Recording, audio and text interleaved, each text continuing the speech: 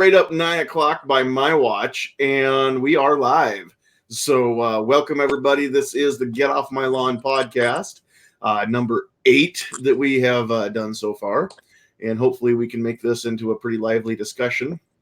So we'll have a few people joining us in our panel as we go along. We should have some more join up here. Once the links go out, we'll have a few more people joining us out in the chat too, but looks like we had Snob's wife out there first, and yours truly was almost first. And Dangerous Freedom's out there. My Beautiful Bride is out there in the chat. Gun Loving Grandpa's out there. What's up, Buck?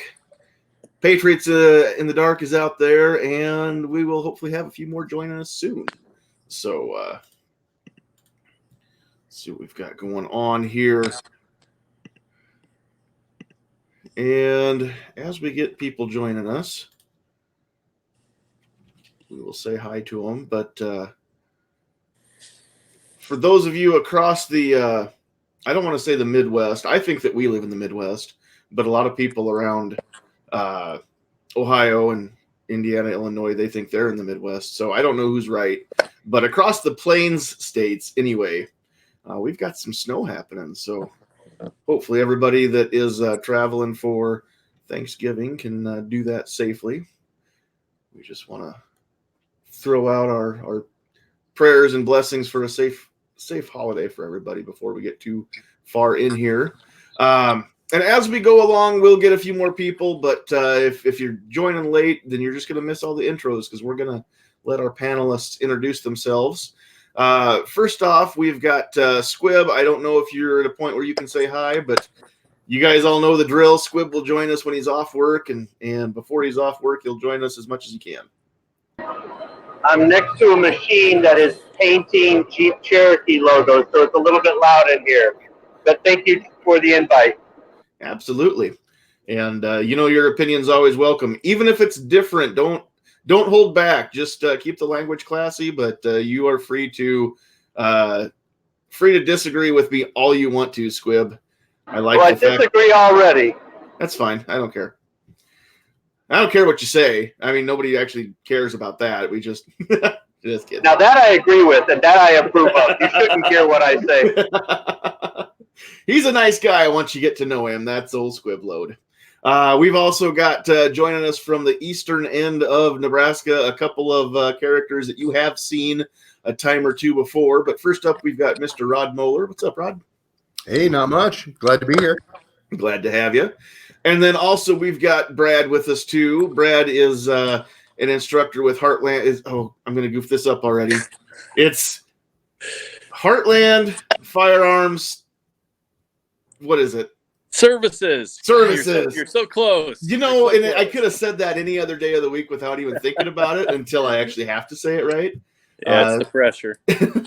And for those of us here in Nebraska, Brad also represents USCCA, but we've asked him here in the role of an instructor. It's not going to be an insurance chat tonight. So, but thanks for being here, all of you. And then, like I said, we'll have a few more people probably join us as we go along here. So we've got Hill Climb Ohio JB out in the chat too, and we'll maybe see your dad in here later on once he gets a link. Kingpin's out there. Looks like he's going to bed, so thanks for saying hi, Kingpin. We'll catch you on the flip side, which means we won't have your smiling voice out here tonight. So, all righty. Couple things that I want to talk about tonight, or I guess one main thing is just the mindset of being a concealed carrier. We talk all the time about the best gun for concealed carry, the best gun for home defense or self-defense or vehicle, whatever it is. We talk about holsters and how to carry and where to carry and whether you should carry on your person or off your person or whatever is the case. And we discuss all this stuff at length, and we can argue about 9mm versus 45 versus 40 or 357, whatever. We all talk about that. And I think we've all had those discussions at length. But what we don't hear about very often is what goes on in your head. Not only when you have to pull your firearm, but all the stuff that leads up to what hopefully never happens. I know that from personal experience, when I first decided I was going to get my CHP and start carrying concealed, I was excited about the thought because I thought, man, how cool would that be to just carry a gun with you everywhere you go? Because I like guns. I've always liked guns. I grew up shooting and fell in love with just being able to go plinking, to go hunting, to anything that you can do with the firearm when you're growing up out on a ranch in north central Nebraska. The idea of adding defense to the things that I can do with the firearm was cool, and just knowing that it's there and being able to carry a gun not everybody knows is there, so that was kind of my mentality to begin with. After taking my concealed carry course, after getting my permit, and then actually the first couple times I concealed carried, of course I thought everybody in the world was staring at me. That's, I think, that something that we all kind of go through, but it wasn't just that notion. There's a distinct, in my experience anyway, there's a distinct weight that you feel when you put that firearm in your waistband or wherever you carry it. And I'm talking about more than just the whatever 22 ounces of firearm or 2 pounds, whatever it is. I'm talking about there's a weight with of the responsibility that comes with it that nobody prepared me for. I didn't realize that I was going to completely change the way that I see the world and the way that I think about things as much as I have. And we'll get into this with everybody here, but I mean, just the thought that I hold, in my waistband, I hold the power to destroy somebody's life if necessary. If my life is in danger, or I'm at risk of extreme bodily injury or kidnapping or sexual assault, I have the power to use deadly force to stop such a thing. And I am legally carrying this firearm concealed. So that knowledge, it's pretty sobering. I went from, hey, that would be cool, and how cool is it now that I have a gun and I can carry concealed, to how terrible would that be if I ever have to draw this thing? And I'm pretty sure I'm not the only one that's been through this thought process. So that's what I want to get into tonight. Because again, like I said, nobody prepared me for that kind of a thought process. And I don't know that we can prepare anybody else for what they're going to go through in their own mind. But I want to get the discussion out there. I want people to understand that as concealed carriers, we're not all about, hey, look at me, I have a gun that you don't know about, and how cool am I? Even those of us that started out thinking that's not where we are now. So that's kind of what I want to get into. I've got a couple things I want to cover tonight. But everybody that's here in the panel at one time, if not now, at least at one time in their life, carried concealed. So I kind of want to just go around the horn and talk a little bit about just the experiences from being a newbie versus after you've had some time to become a seasoned concealed carrier. So we'll let Squib go last, because that way he's closer to the end of the night. So Rod, we'll just start with you, and you can kind of share any of your experiences and kind of your mindset, the thoughts that went with that at the beginning, and then, after that too. Okay. Well, when it comes to mindset, I found that I'm a lot more conscious about my demeanor. I've never really been the type to have a hot temper or anything, but I'm certainly a lot more careful with my emotions, and I'm more cognizant about how I go about conducting myself. Not getting irritated with somebody that cuts me off when I'm driving. Little things just to try to, avoid anything that could, escalate a potential situation to where it could require a defensive use of the firearm. So I think that's the main thing with the mindset that I found over time is, I understand the seriousness of it. You have the ability to take a life if necessary, but you need to have both the skills and the mindset in order to really protect yourself if you do find yourself in that situation. Absolutely. So what's the old adage? An armed society is a polite society, and I think it's twice as true when everybody doesn't know who's armed or who potentially is armed. So I very much agree with what you said there. Brad, we'll go over to you and see what your experiences were and what they've been since then. Yeah, just hearing you tell about your journey, your concealed carry journey, it rings true with a lot of what I went through. I mean, got my permit back in 2007, which was shortly after the Concealed Handgun Permit Act went into effect. And I'd always been a gun guy, and I was really enjoyed shooting handguns, and I thought, oh, this is awesome. I can carry a gun around, and look at me. I can do something if something ever goes down. And I was in no way, shape, or form prepared for not only what I might have to face as far as winning the fight wise, but also what happens if you ever do have to use your darn gun.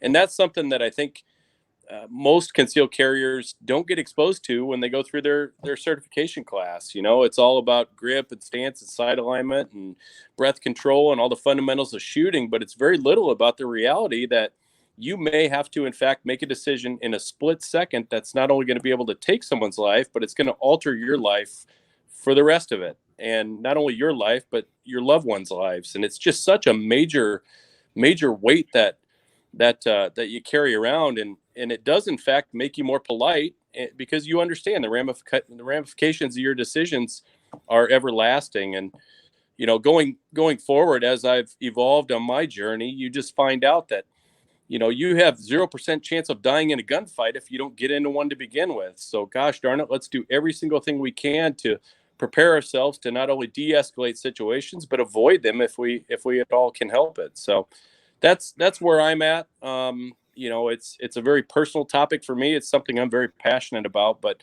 the mental preparation for sure is something all of us as concealed carriers really need to spend some time thinking through. I would definitely concur with that. Squib, are you at a point with your noisy machine that you can sound off, or do we need to come back to you? No, I think I'm good until the third shift guy comes back here looking for attention. Okay, what do you want to know? Because if I'm not mistaken, you're not currently licensed to concealed carry, but I know you have been. If you are, it's none of our business. If you are, you're not. But when you first began concealed carrying versus after a while when you were used to it, what was your mindset to begin with, and then what changed over the period of time when you were carrying?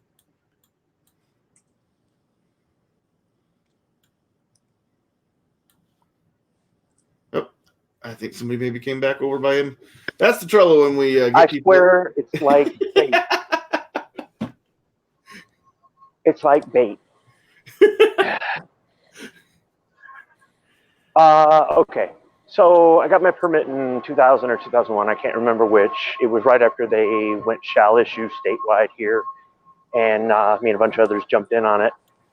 And it expired in, I don't know, 5, 6, 7, somewhere in there. And now the permits are issued for a longer period of time. I didn't renew it. Just at the time didn't have the money. And honestly, I didn't conceal carry all day, every day like everybody else. It just wasn't a big deal for me. When I got my permit, I wasn't thinking, oh, look at me, I've got a gun and you don't know it. That never even crossed my mind. The whole thing was, it's a freedom that we now have. I want to exercise my rights. I want the option to carry. And that's always been the biggest thing for me. Whether I carry or I don't really care what you think of me, because I've had all kinds of people, oh, bro, man, you got to carry all day, every day, wherever you go. Why? I'm not afraid. Okay, I'm one of these people that works a lot, and you can't carry a gun at work. If I'm living at work and I can't carry my gun at work, then guess what? It's going to be sitting at home in the safe.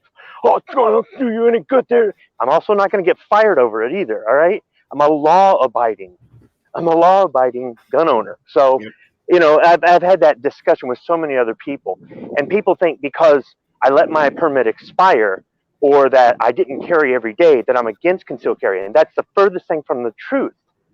But, it's like I was concealed carrying before some of you guys ever even had a handgun. So don't tell me, So I get in that. Plus, honestly, I prefer open carry over concealed carry. And that one sparks a whole bunch of arguments because, oh no, bro, you're the first one to die and blah, blah. And it's like, oh, all right. Yeah, you're talking out of your ass because you have no experience. Now, I took the concealed carry training here in Michigan, but the training here in Michigan isn't so much about being an operator. It's about knowing the law. Mm-hmm. That's more important, that you know where you can take it, how you can carry it, what to do if you screw up, what to do if you use it, whatever it is. That's the more important thing. It's not about your skills. That's something you can do on your own, or you can pay somebody to train you. As far as knowing when to use it and how to use it, I learned all that in the military. So I realized that when I am carrying, open or concealed, I have the power to take a life. I understand that completely. I also know the difference between when to employ it and when not to. The simple fact that you have it means that you have the ability to use it if you ever really had to. The simple fact that people can see it means that a lot of them are going to think twice before they mess with you. Mm-hmm. So, and it does make you more polite, because as easy as it is for me to get into a verbal altercation with somebody, I'm a lot less likely to do that if we're both packing heat. Just see me at a 2A rally where I'm standing next to a guy with as much firepower as me. Both of us might disagree on our facts, but we back off pretty dang quick. Yep. Even though nobody makes a threat towards any, you just don't have an argument with an armed person, even if you're armed. You just don't, unless you're a total idiot. Right. So for me, concealed carry was about having the option. I would love for our state to go constitutional carry, because right now you can open carry with no permit, no training, no nothing, right? Just have to be 18 and not a criminal or crazy or something. But concealed carry, you have to take the class, get a certification, pay all this money. You got to renew it every so many years, blah, blah, blah, blah, blah, blah, blah. I would like us to be where it's like, no, you don't need anything. If you want to get training, you should, do it. And if you don't, whatever. But just having that option. For me, it's all about having options.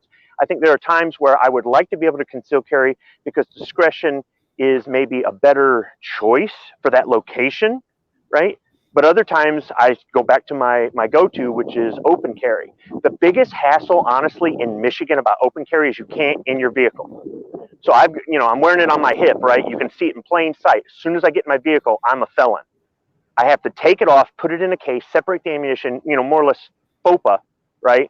Mm-hmm. In order to, so then here off goes the belt and the holster and all that. Then I get to the location. Then on goes the belt and the holster. Then I have to go get it out of the case, and I have to go get the mags, and I have to. What a hassle. So that's one of the reasons I don't, open carry much more than just when I'm at a rally or walking the dog or walking out in the woods or something like that. But with concealed carry, I don't have that problem. So that's the enticing thing for me in my state about concealed carry. I would really like to get behind something that would remove that clause in the open carry that prevents you from open carrying in your vehicle, because I don't get the point behind it.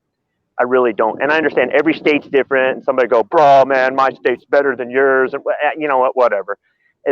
We all have pluses and minuses to our state. And the laws are the way they are. I mean, national constitutional carry would be the best thing. That way, everybody has the choice, period.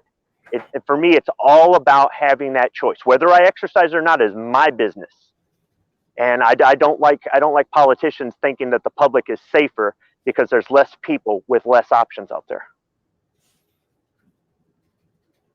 Awesome. I'm making some notes here because there's actually a lot to unpack in everything that you just said, and I kind of want to highlight a few of the things that you did mention there. The first thing was the for you, it wasn't so much the training as it was knowing the law, and I think for me it's the same thing. I mean, here in Nebraska, the course that I took, the assumption is already there that you've had the training, you're proficient with your firearm, you know how to load it, how to be safe with it, how to put hits on target. You do have to do some live fire qualifying with your firearm to get the permit here, which is proof that you already know what you're doing. There's already the assumption that you know how to shoot. They don't have to teach you that part. And that's exactly what it was here too. It was, these are the laws. These are the things that you need to know as a concealed carrier. If you're going to be a law-abiding gun owner and a law-abiding concealed carrier, these are the things that you need to know. And so it sounds pretty much like exactly what you described in Michigan as well.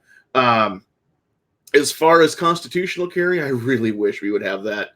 If not nationally, then I wish Nebraska could get some yahoos out of Lincoln and some other yahoos into Lincoln that would vote for such a thing, or at least entertain the notion. And the reason I say that, Nebraska shares a border with 6 different states. Out of the 6, 4 of them already have permitless carry of some sort, whether it is for every non-prohibited person or at least residents. The only 2 that don't anymore are Colorado and Iowa, but Wyoming, South Dakota, Kansas, Missouri all have some form of permitless carry. And I have yet to hear of any kind of Dodge City shootouts, even in Dodge City, let alone anywhere else in those 4 states. Nebraska and Texas are now the only 2 left in Tornado Alley who don't have permitless carry of some form. So clearly the states that have this, they don't have blood running in the streets. This is not an issue. The reason that I'm such a proponent for this isn't necessarily that I want there to be because people say, well, we need to know who's got the guns and who's carrying and who's not. We can't just let people run around willy-nilly. Well, there are people running around willy-nilly right now in Nebraska that are breaking the law and have no regard for the law. So what's the difference?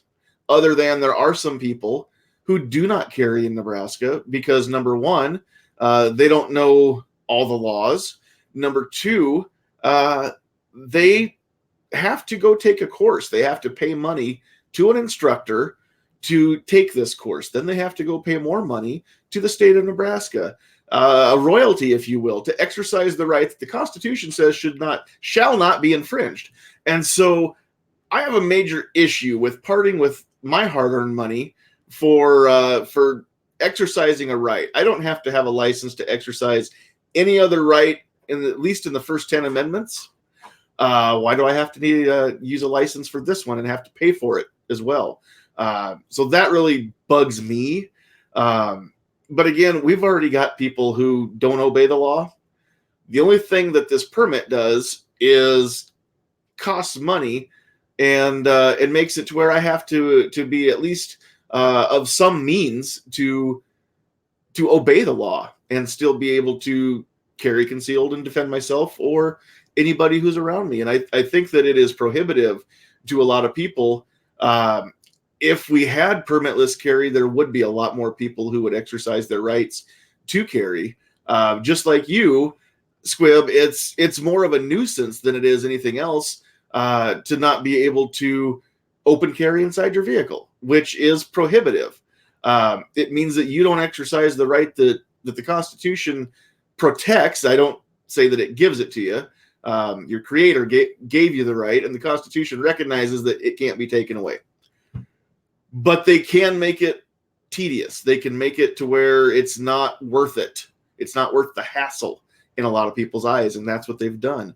The same thing with not only paying an instructor who, and I don't begrudge the instructor the fee, because that's what they do for a living, and that's capitalism, and I'm okay with it. If somebody's willing to pay you for goods or services, then charge whatever you want. Have fun, go at it. That's okay. I really have a problem paying the $100 to get my permit and $50 5 years later to renew my permit in Nebraska. Again, I'm paying them a royalty to exercise a right. So that part really bugs me.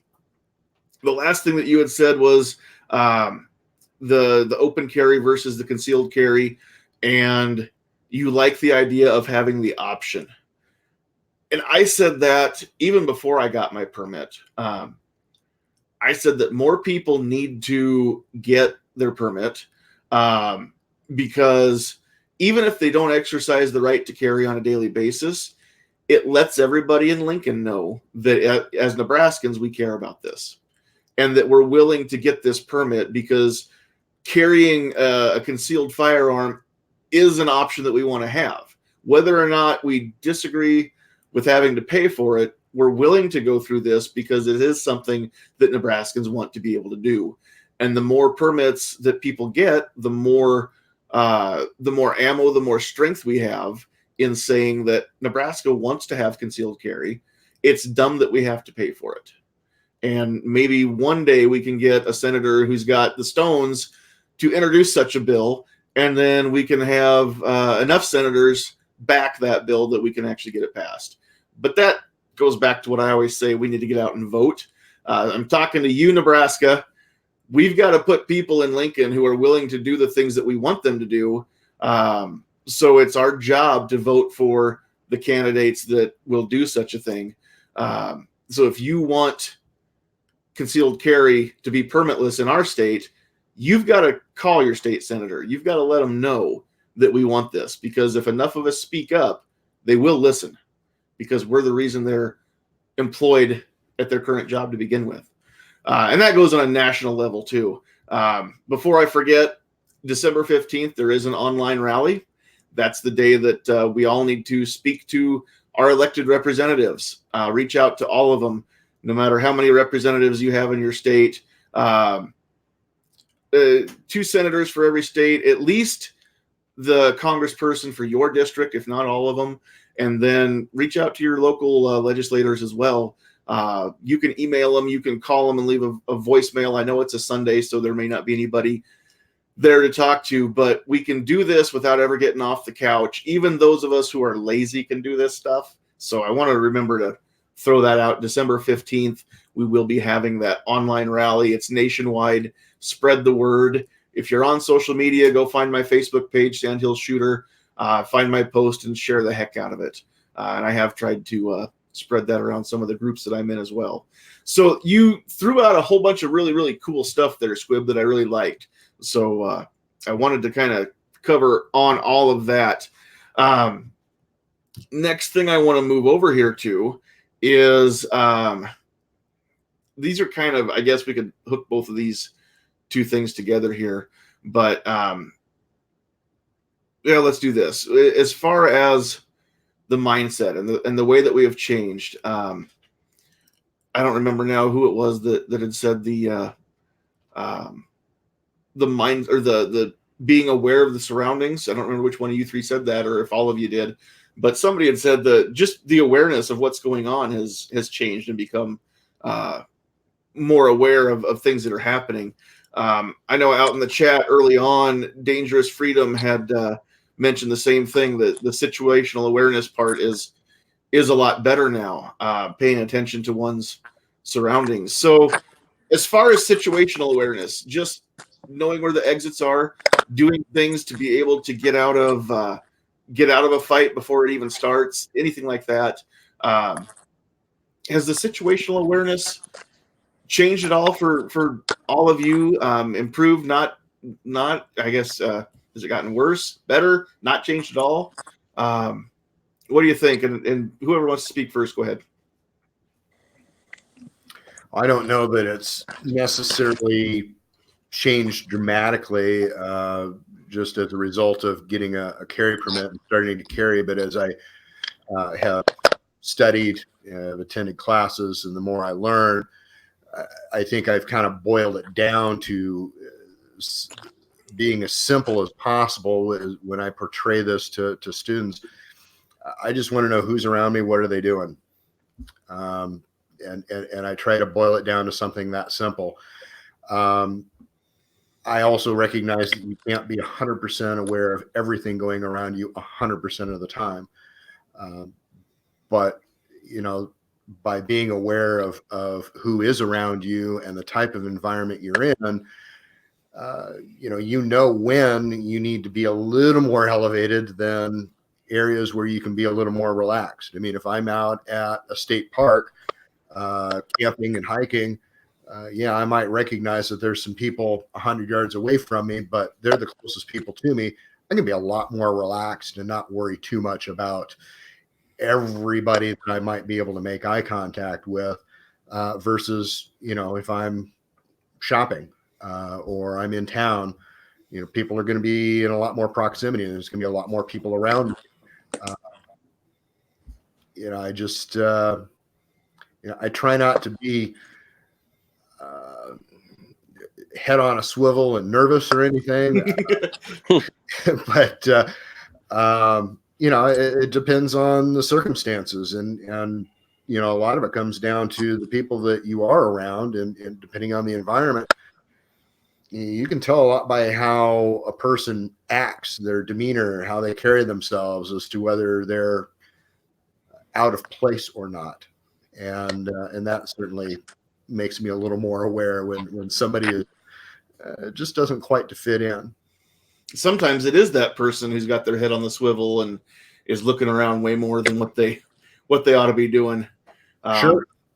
I for a very, very hot minute, I did loss prevention for a major chain of stores, and that was one of the things that we were trained to look for is, the person who's looking around and got their head up when they should be shopping and looking everywhere but around. Usually there's a reason for that. It's because they want to see who's seeing them do what they're doing.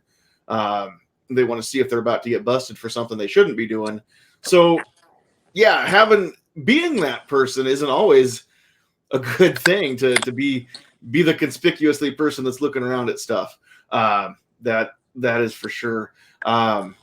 Brad, anything changed for you as far as situational awareness? Or I guess I'll just throw this out there for me. I don't know that it was necessarily caused by the CHP or being able to carry. I think it was just part of the journey that I was on, and they coincided at the same time.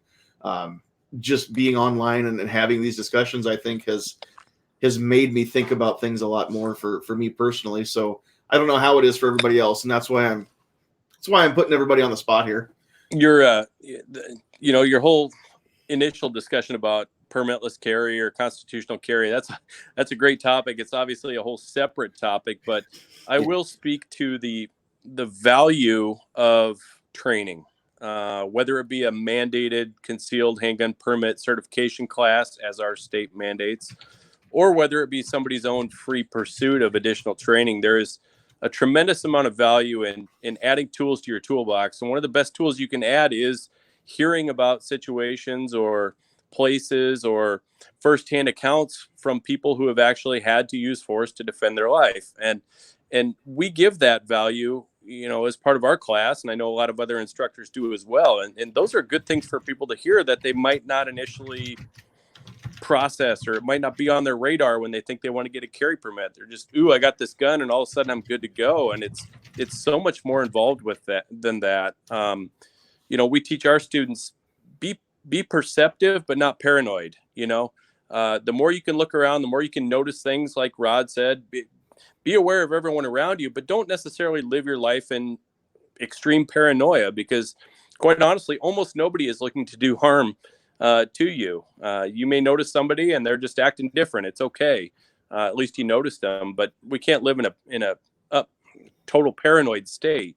But to that end, how you carry yourself situationally has a lot to do with whether you may ultimately be a target or not.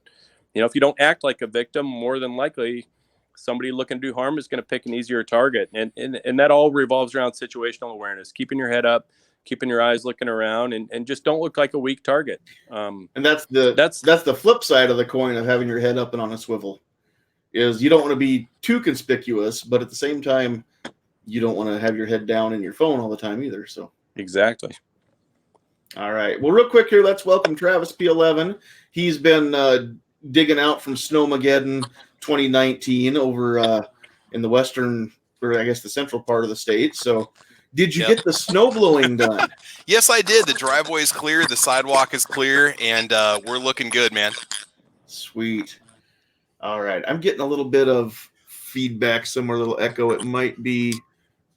There we go. Everybody's muted. So cool. I don't know if you've been able to follow any of this yet, or are you just coming in fresh here, Travis? No, I literally just came in. I still have snow on my glasses. Okay, cool. Yeah. All right.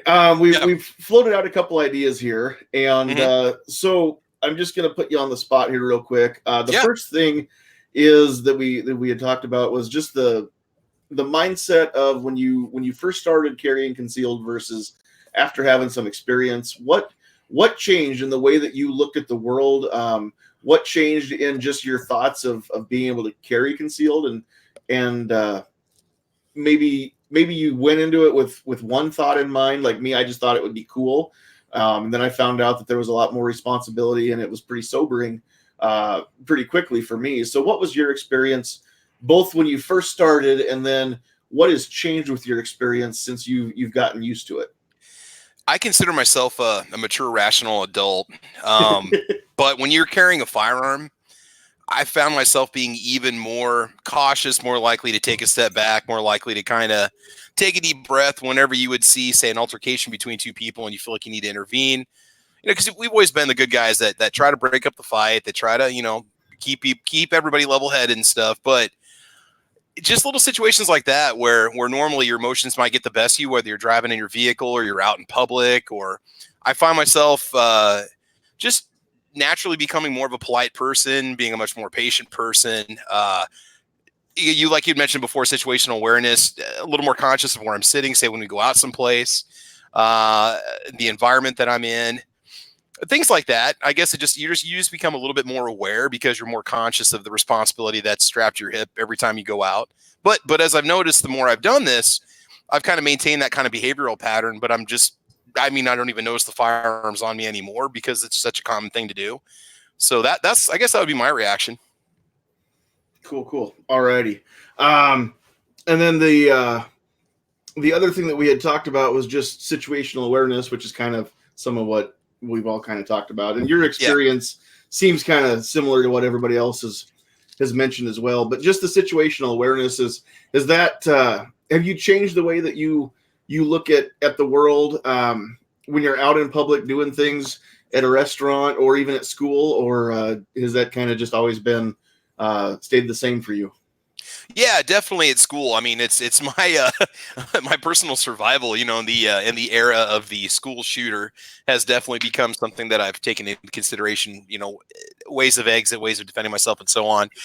I gotta admit, I'm a fairly distracted person, and I try to stay off my phone. But it's a problem when I'm always getting hit with emails and text messages and stuff. So probably could stand to work on that a little bit more when I'm out in public. You sometimes see some people kind of walking around and stuff, maybe catch your attention, or somebody who's acting a little bit irrational. You might give them a little more attention than you normally would, whether it's somebody who's arguing with somebody else out in public, or, a couple people that are having some beef with each other. I don't know. I guess that'd probably be the one thing I need to work on. I'm comfortable carrying. I'm comfortable with my firearm, but the awareness part, that's hard when we're constantly bombarded by distractions. Yeah, very much so. Okay, real quick, if you want to drop any channel plugs or podcast plugs, go ahead and do so, since we didn't give you a chance when you first jumped in here. And then Cool. We'll move over to another topic here. Yeah, so check out my channel, Travis P11 over there on YouTube. I've got a lot of different types of videos. Check out my playlist. I got a little bit of everything for you over there. Got a little podcast that I do on Monday nights called Caliber Corner, 6 o'clock Central Time, where we just talk guns and ammo most of the time. That's 6 o'clock Central, and that's pretty much it. So thanks for the invite, dude. Absolutely. Okay. Cool. The main topic I want to get to tonight, and everything kind of hinges around this particular, I guess we could boil it all down into one question. No matter your experience level, no matter whether you concealed carry, open carry, can't carry legally, but you still have firearms just in case. Everybody who has the potential to use a firearm to protect their own life, or somebody that is near them, you have to ask yourself, would I be able to pull the trigger if I'm faced with this situation? And this is kind of the big topic that I want to dig into, because we can hit this from a couple different angles, and I'm hoping we can tonight. The first question, though, is just exactly that.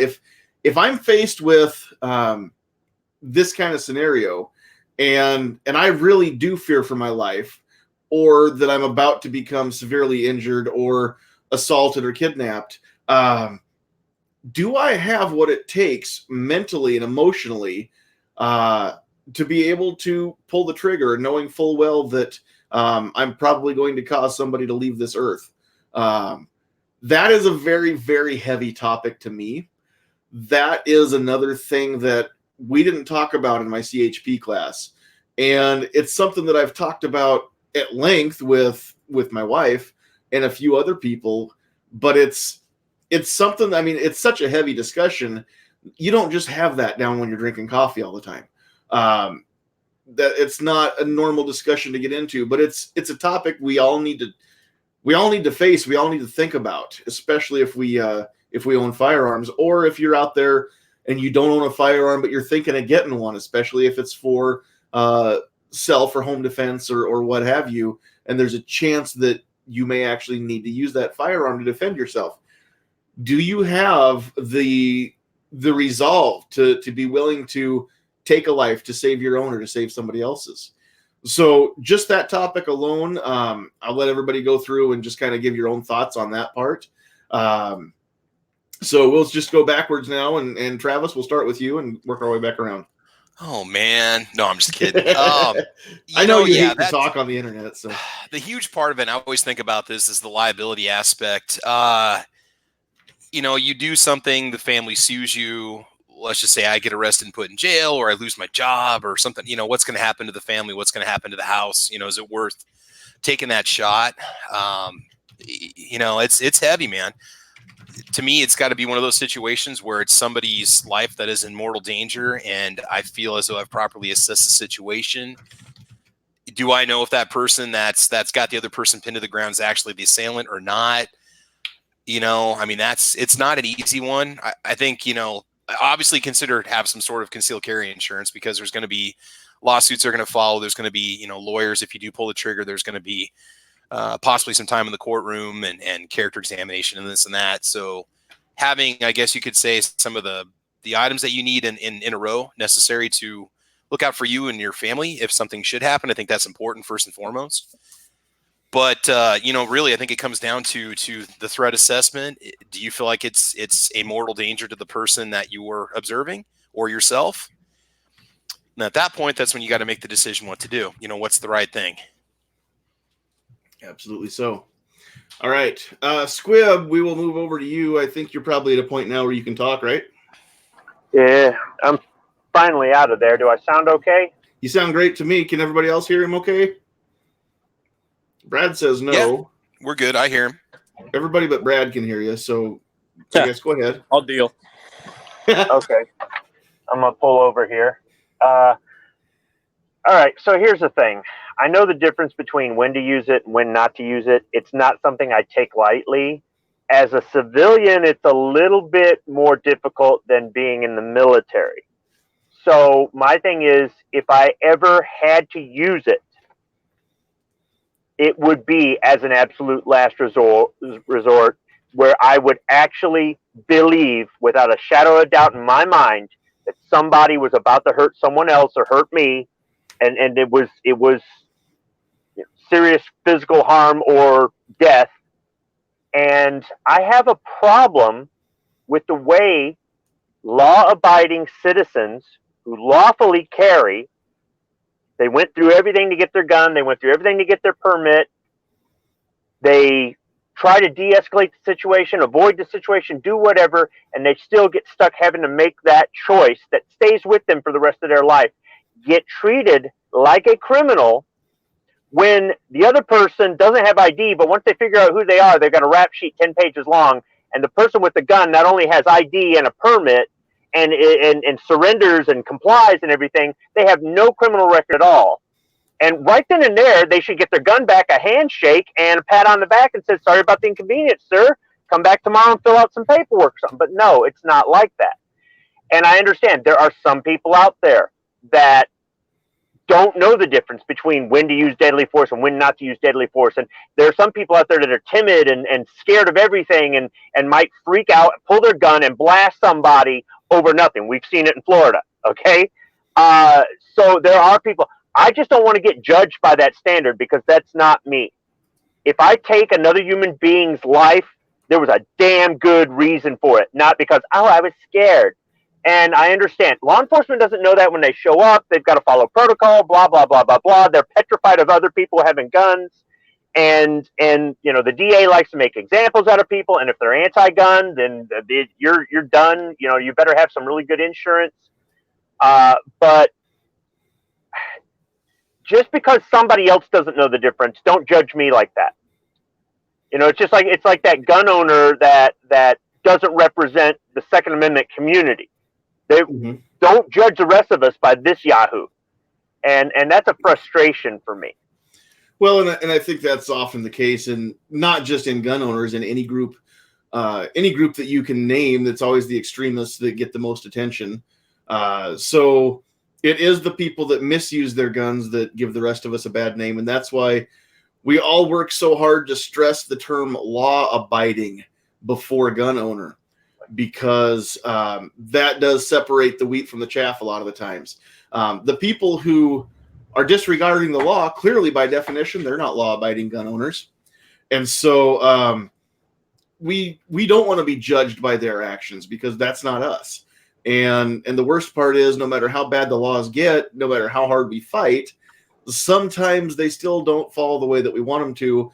And then we're faced with a choice. Do we become criminals, or do we stay as law-abiding gun owners? And that is something that, depending on the choice, we all have to make that ourselves. And I'm not gonna warrant breaking laws, but I do know that there does come a time for rebellion. I mean, clearly, if that wasn't the case, we wouldn't have the greatest nation that's ever been on the planet. But yeah, you definitely said that. I agree with what you said there, Squib, as far as a lot of the people that we get judged on their actions. That's not us. I got you with that. Something else about that. Yeah. When one person takes another person's life, it's homicide. No matter what the circumstances, it is homicide. However, there's a difference between murder, manslaughter, and justifiable homicide. If you are defending yourself or others because there's a clear, imminent threat of severe bodily harm or death, that's justifiable homicide. Now, the judge may not think that, the DA may not think that, the jury may not think that, the cops that show up may not think that, and that's a whole different argument. But that is not murder. Killing another human being, and it's not in a defensive situation, that's murder. Manslaughter is neglect. It's like an accident, but it's an accident because you were negligent. Manslaughter is murder without the intent. Right, like you were texting and driving and hit a pedestrian. You didn't see the pedestrian, turn your vehicle and accelerate and try to. That's murder, or yeah, I mean that's first degree murder, whatever you. But manslaughter is you were negligent and you still caused a homicide, and then there's justifiable homicide, and I think that the fact that some of the people that are in law enforcement and in the judicial system operate off of their personal feelings and not operate off of the law, that's where we run into problems. I very much agree. And that's some of the reason why we have so many sanctuary counties that are popping up now, because there are judges that are substituting the law and the Constitution. They're supplanting that with their own thoughts and belief system. And while it's true that we all look at the world through the filter of our own experiences, that is something that our justice system is designed to be impartial. It's designed to be blind for a reason, because it needs to be a single standard for every human that goes before that system, or goes through that system. And I think you're right. I think that the reason that we have a constitution, the reason that we have the laws that we have, is because the people who built this nation recognized the human condition. They knew that if we left everything up to simply the judgment of human beings, that it was destined to fail, because we are subjective. And so the law is objective, and that is the standard that needs to be used. And that's what makes it frustrating when we see things go on, like any case where there's extreme risk or a gun violence protection order served. The judge is convinced that somebody might do something bad, and so they've gone ahead and authorized law enforcement to infringe on a citizen's rights and take their property with no just cause to do so. And most of the time, it's not even not only do you not have to commit a crime to be punished, but most of the time the standard for proof is more likely than not, and that is again one person's opinion. If you can convince the judge that it's likely that somebody might commit a crime, then that order can be written and they can lose their stuff. And depending on the state, they may not even get it back if it's thrown out of court. So I was listening to, I think it was an FPC video here earlier today, and I think it's the state of New York. Right at half of the protection order, the gun violence restraining orders or protection orders, whatever they're called, that are issued, right at half of them are found to be unfounded, and they're thrown out of court. But that's only after the defendant has to hire a lawyer and take it to court to get it overturned. And by that time, the guns are already removed from the home, and there's no law in place. There's no process spelled out on how they get their property back. So even if you're falsely served on a red flag, and I'm pretty sure it was in the state of New York, then your guns are taken away. Even if it's the half that gets thrown out of court and it was found out that you didn't deserve to have your stuff taken away, it's already, they've got it and they don't have to give it back, which I think is also major BS. So that is crazy. Yeah, New York Outcast is saying you want a jury.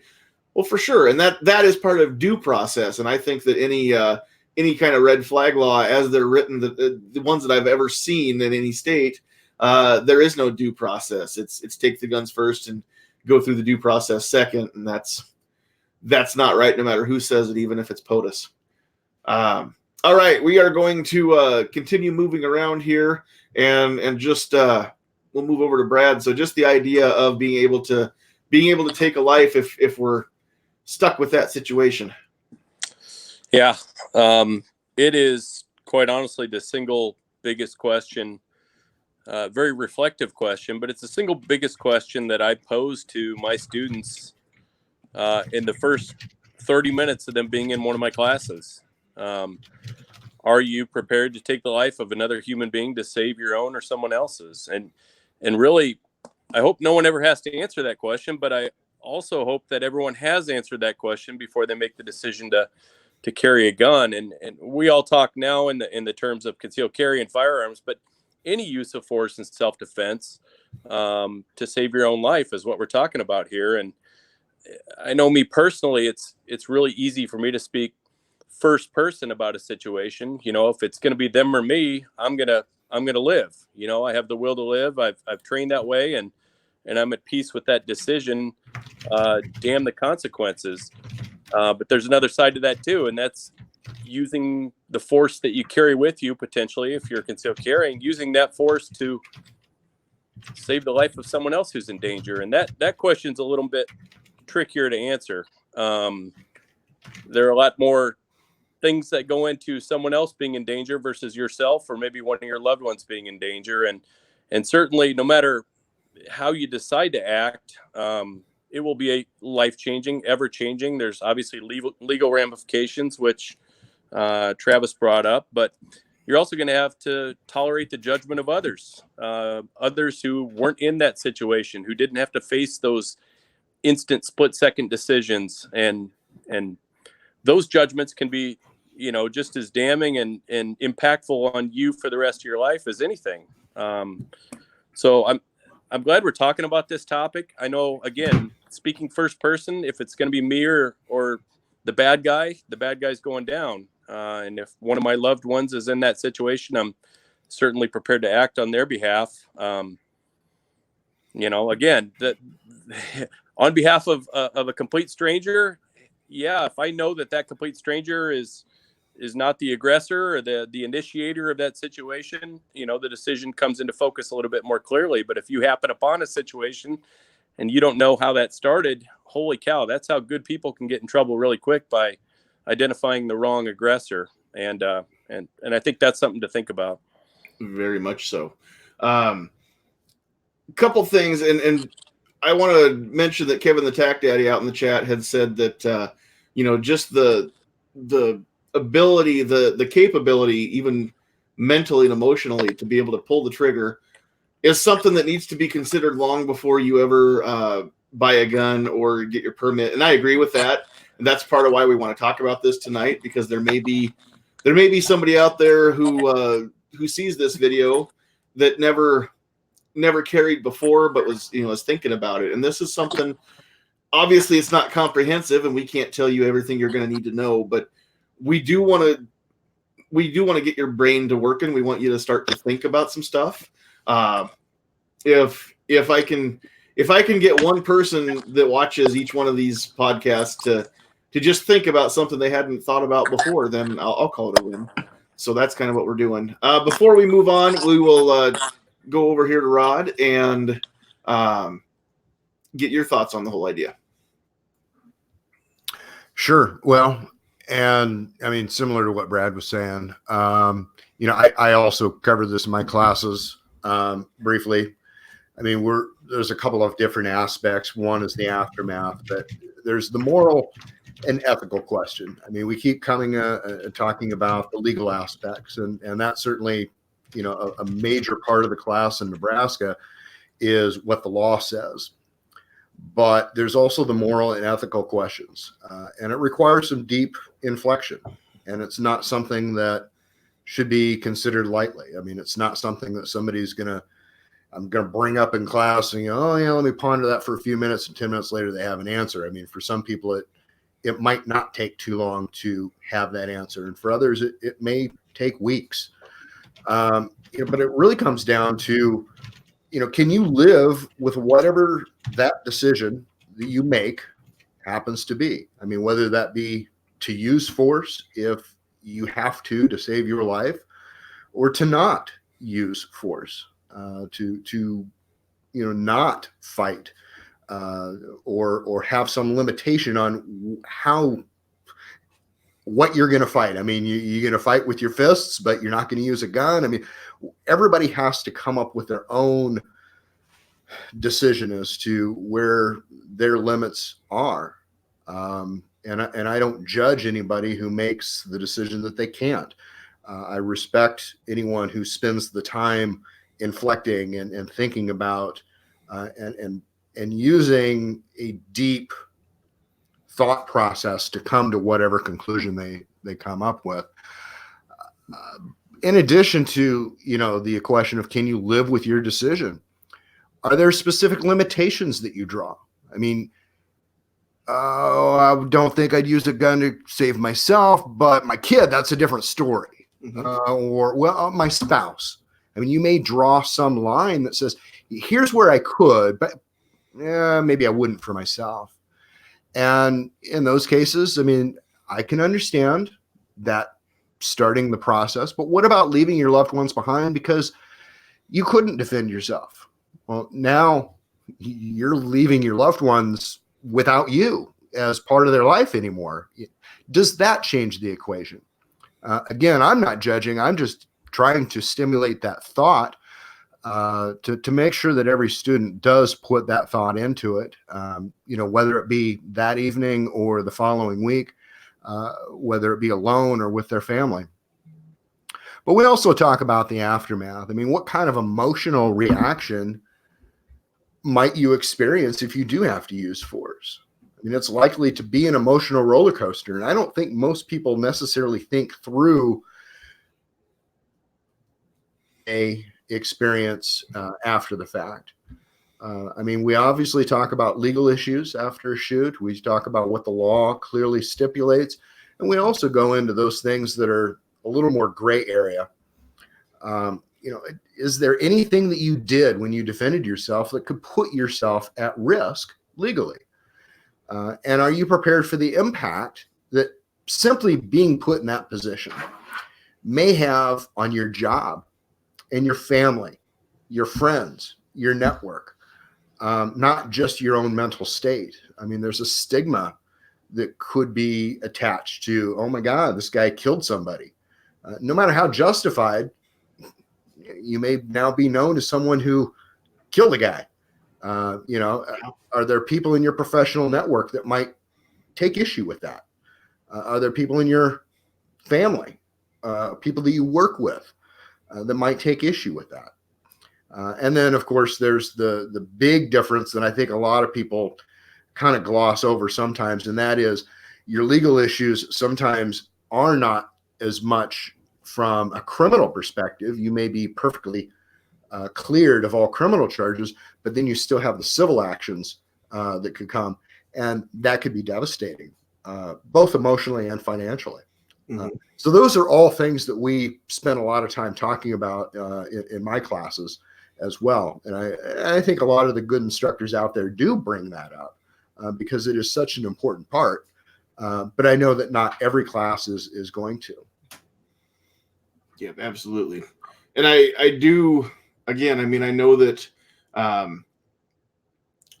this is a very subjective point of view or a subjective topic, but I mean, there are classes that are some are better than others out there in the world, and define better. Well, that's different for me than it is for anybody else. But again, I mean, not everybody does it the same way, and so that's why. What's the old saying? You don't know what you don't know. So that's why I take a class. That's why I take a course, because I don't know what I don't know, but I expect the instructor to know what I need to know. But again, it's not something that we didn't really cover the emotional aspect, the mental aspect of it too much in the class that I took. As far as technical things and legal things, I mean, it was top notch, and I would recommend my instructor to anybody, but he doesn't do classes in Nebraska anymore. You have to go to, I believe, Kansas now to find him, Kansas or Missouri. But the guy's awesome. He's great. But I just, like I said, I wasn't prepared, and that's why I wanted to have this talk tonight. Another thing that I kind of want to get into, and I've seen some of this out in the chat, and Brad had mentioned it too. If it's me, or especially if it's my family versus the bad person, then yeah, the bad person's going to get the short end of that stick. I have not taken any further training besides my initial CHP course and the qualifying there, and then just what I can do myself at the range. I've not taken any other formal training courses as much as I'd like to. It's always time and money that get in the way. Life happens, right? So I think about things, though. I run through scenarios in my head, and I don't know if it's just a byproduct of maybe having a touch of anxiety in my life or things like that. I've heard or I've read that people with anxiety tend to run through scenarios that maybe will never happen. So maybe that's something that we all should have a little bit of as concealed carriers. We all should run through scenarios in our mind that maybe will never happen, but if they ever do, we kind of want to know that we've thought about it at least. But in my mind, and I've said this before too on a podcast a time or two, in my mind, when I think about ever having to use my firearm to defend against an attacker of some sort, it's very rarely do I think about it when I'm alone. If I'm by myself, I still have my carry piece every chance I can, because I feel naked without it. I don't like leaving the house without my shoes, without my phone, or without my firearm. Those are the in my wallet, the four things that I really need to have.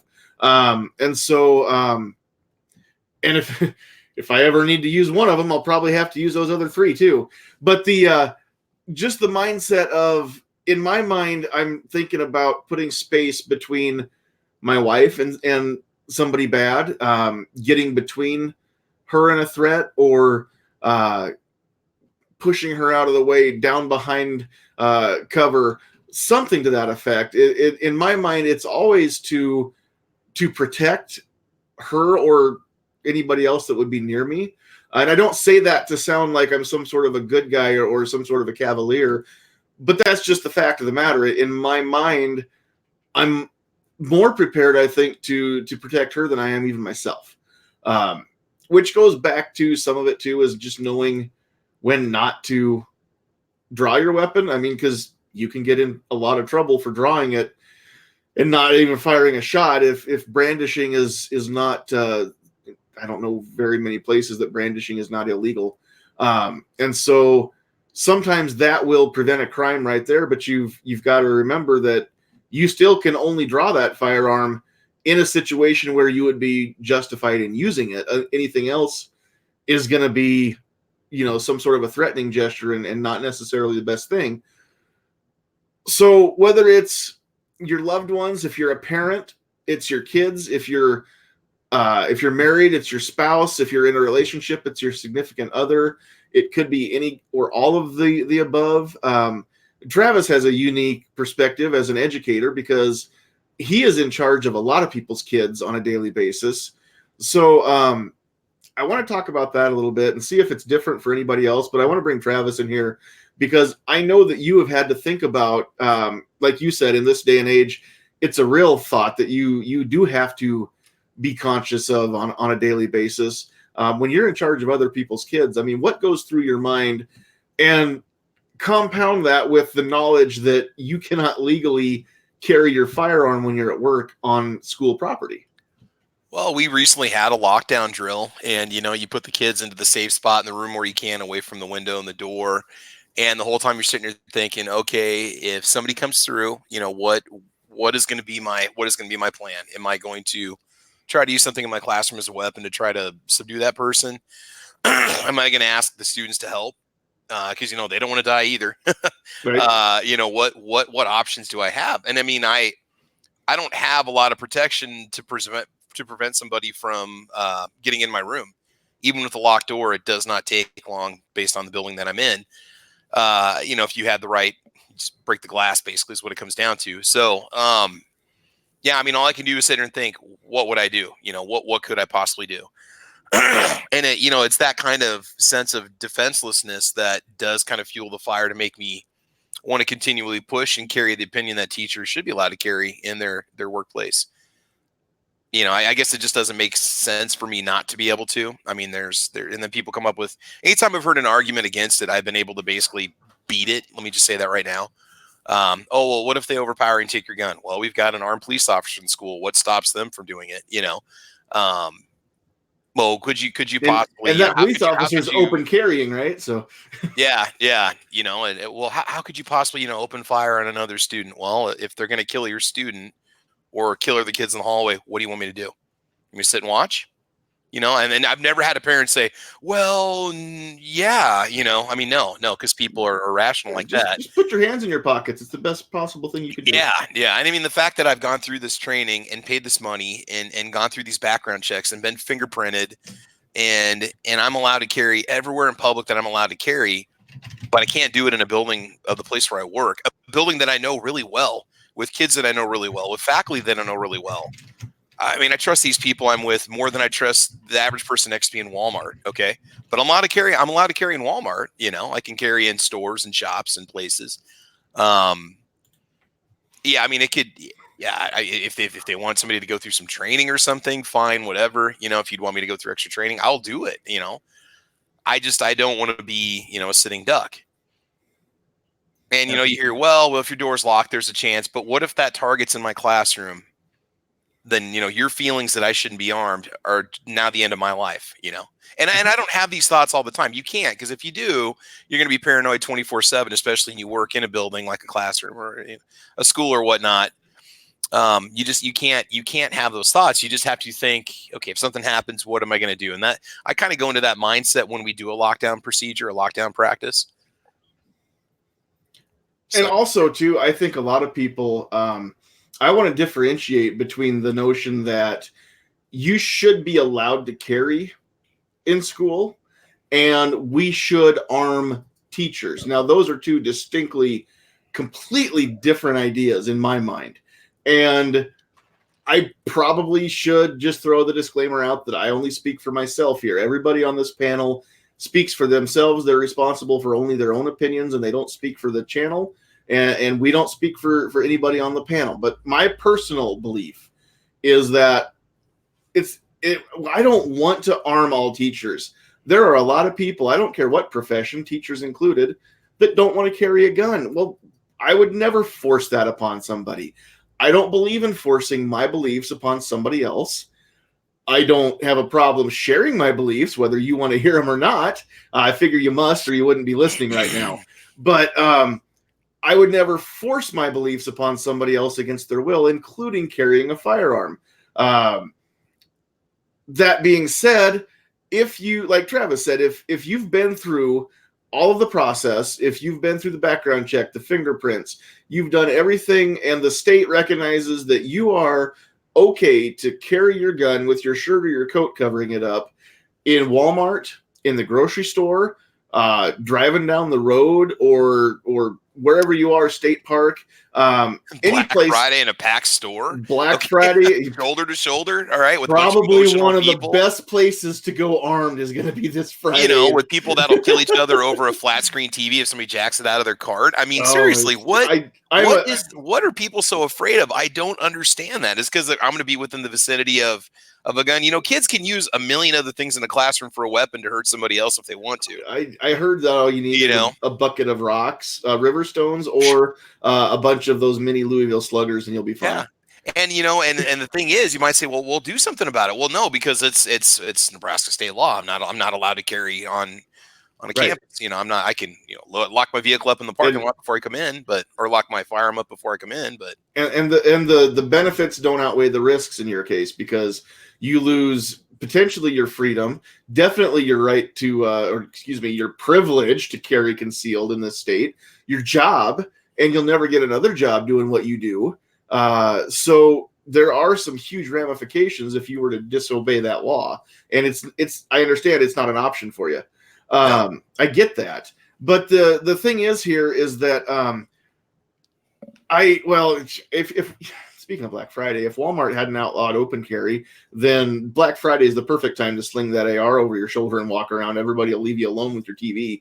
But I can't. There you go. We don't recommend that, because you'll get kicked out of the store. They don't want you Just there. expressed on. Get off my lawn. Not those shared by all members of the panel. You know. Yeah, some of them aren't even shared by myself. So yeah, there you go. No, but all joking aside, if the state says that you're okay to carry concealed in the non-prohibited places, then why are you all of a sudden dangerous in the prohibited places? You're no more dangerous in school, in a bank, in a hospital, in church than you are just walking down the street. In fact, you've already been through all the background checks that say that you're not dangerous. And furthermore, what if you've got an administration and a faculty and colleagues that are willing to support you and do the same, and parents that overwhelmingly want their kids to be safe? I mean, is Nebraska going to stay this bass backwards our whole life? Or are we going to wake up and smell the coffee and realize that, I don't feel like my school is an inherently dangerous environment, but if something happens, I like to protect my kids. Like we said before, we protect every other asset with firearms in this world other than our children, Yeah, the Cornhusker State is in danger of becoming Big Purple or Big Blue instead of Big Red here. But oh man, it's yeah, for as conservative as we are, we're not very conservative when it comes to a lot of our laws, and we've griped about those a lot before. But here's Nebraska. You and I say this all the time. It's a set of parents that let you go out and have fun, but they don't let you have too much fun. You know? You can take the car as long as you bring it back with the full tank and have it home by home by 10 o'clock. So and you got to pay the taxes on it too. So that's true. That's true. Plus you have to pay to be able to drive it. So so yeah, you're exactly right.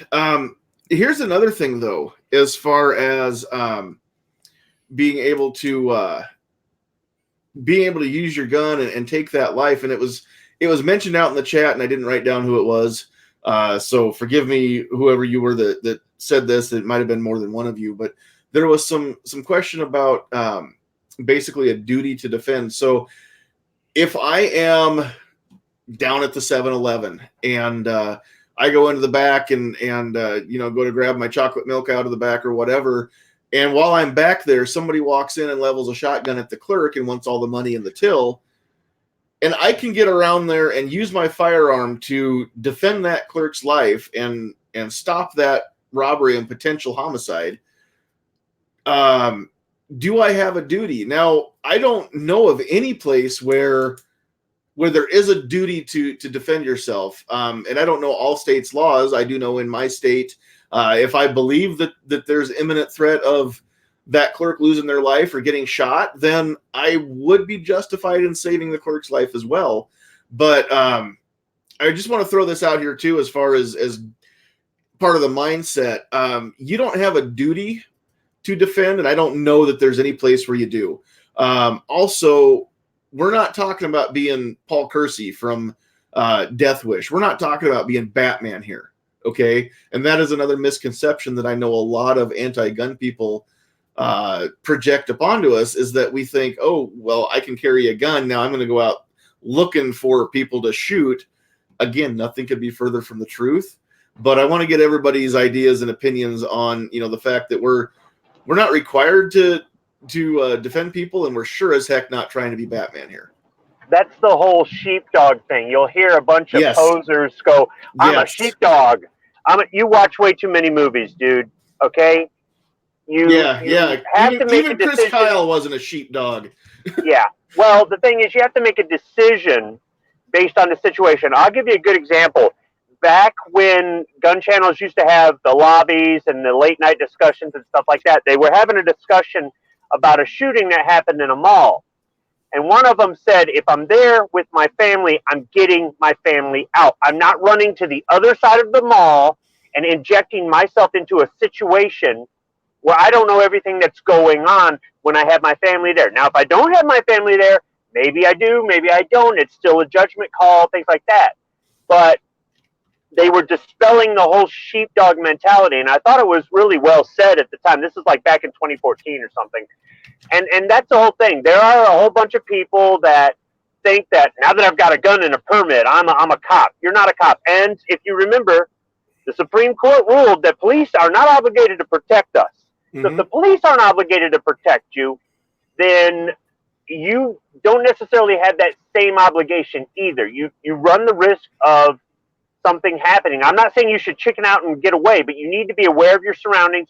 Where are you? What can you do? Who's with you? Who are you responsible for? What's the best thing to do? I'm not saying to leave somebody hanging, but your actions may escalate the situation. You really got to make a judgment call. You got to know what you're doing.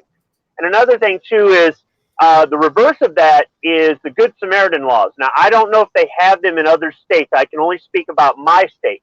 Every time I've taken a first aid class, the Good Samaritan law comes up because there are people that ask the instructor from time to time, so they've just made it a thing where they bring it up, that if I go to save somebody's life and they expire while I'm trying to save their life, can I be sued? Can I be arrested? And the answer, at least in Michigan, is no. If you made an attempt, even if you didn't do everything right, like you forgot one of the steps, the CPR or something like that, you cannot be held liable for the person dying. Doing something is better than doing nothing. So I don't know if that falls in is the case nationwide, but it's a good analogy for the whole do I take action thing when you've got the ability to meet that threat with deadly force. Yeah, and I think that the Good Samaritan law for first aid or CPR is completely different than the notion of using your firearm to take a life in defense of someone else's life. And I don't know how it is now, even in Nebraska. I know when I was in high school, as part of my health class, we had the nurse come in, and we took the CPR course, and we all got Red Cross certified at the time, and that's long since expired because I never renewed it. I know at the time when I was Red Cross certified, if I administered CPR, and let's say that I did it right and I cracked a rib, because I've always heard if you do it right, you're going to crack a rib or two. So in that event, I was always under the understanding that can I be sued? Yeah, absolutely I can be sued. Because you can sue anybody for anything, and it's up to the judge to decide if there's a case, right? But if I'm Red Cross certified, the Red Cross would defend me in that case. And I wouldn't have to be left, just caught high and dry. And that goes back to again, we're not going to get into it here, but that goes back to the concealed carry insurance topic. If you can afford to carry concealed carry insurance, then I definitely recommend doing it too, because not only do you are you protected if you do have to use your firearm, and depending on the level of coverage, I mean, a lawyer is provided up to a certain amount of money. But not only is the lawyer provided, but this is a lawyer that specializes in these scenarios. And I think that right there is priceless in that event. It's not only do you have your lawyer covered, but that's what they do, and they know what they're doing.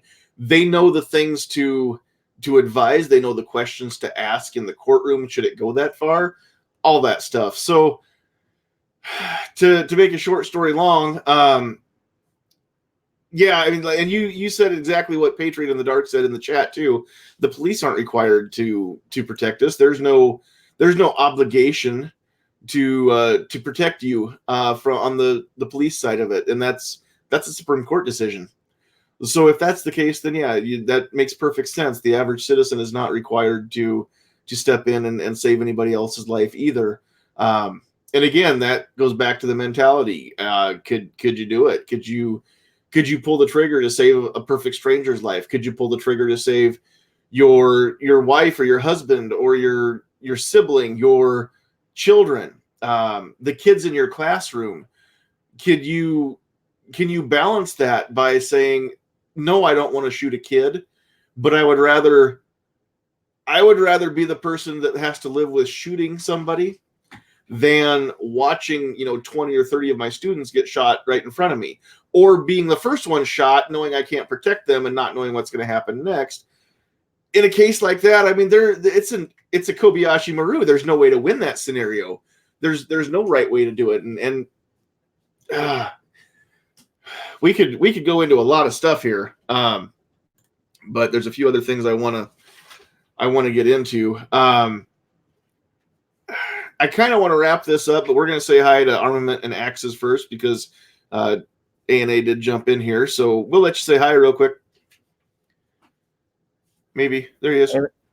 No, I'm here. Hey. Sorry, I'm having problems with YouTube and notifications and all the live streams, and I'm not getting notified, and it's really aggravating me.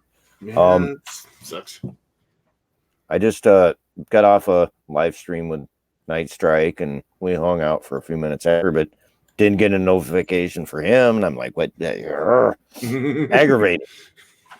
Yeah, that'll happen. Anyway, yeah, happy Thanksgiving, everybody. Yeah, happy Thanksgiving to you. We're just getting into, we've dug in quite a bit here as far as just the mindset of concealed carry and being able and willing to take a life if necessary. Couple things I want to get into here real quick before we close up. The first one, and we don't have to dig real deep on this part, but I do want to stress, and I think I can speak for everybody on the panel, but for sure, it is my firm belief, and everyone that I've ever discussed this with, anytime that we're talking about use of deadly force and justified deadly force for self-defense, this is a worst case scenario. It's an extreme when there's no other choice. It's our last resort, and I do want to stress this too. It goes along with not being Batman. We're not out there looking for a fight.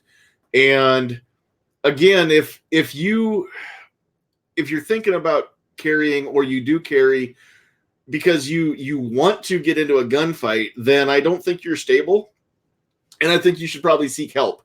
And I'm not even joking about that. Anybody in their right mind does not want this to ever happen. Whether it's a one-on-one scenario, whether it's a scenario where you're a teacher in school, whether it's a scenario of the what's the thing on the internet now, the Boogaloo or whatever. Nobody in their right mind wants this to happen. Nobody ever wants to fire their gun in anger or in self-defense.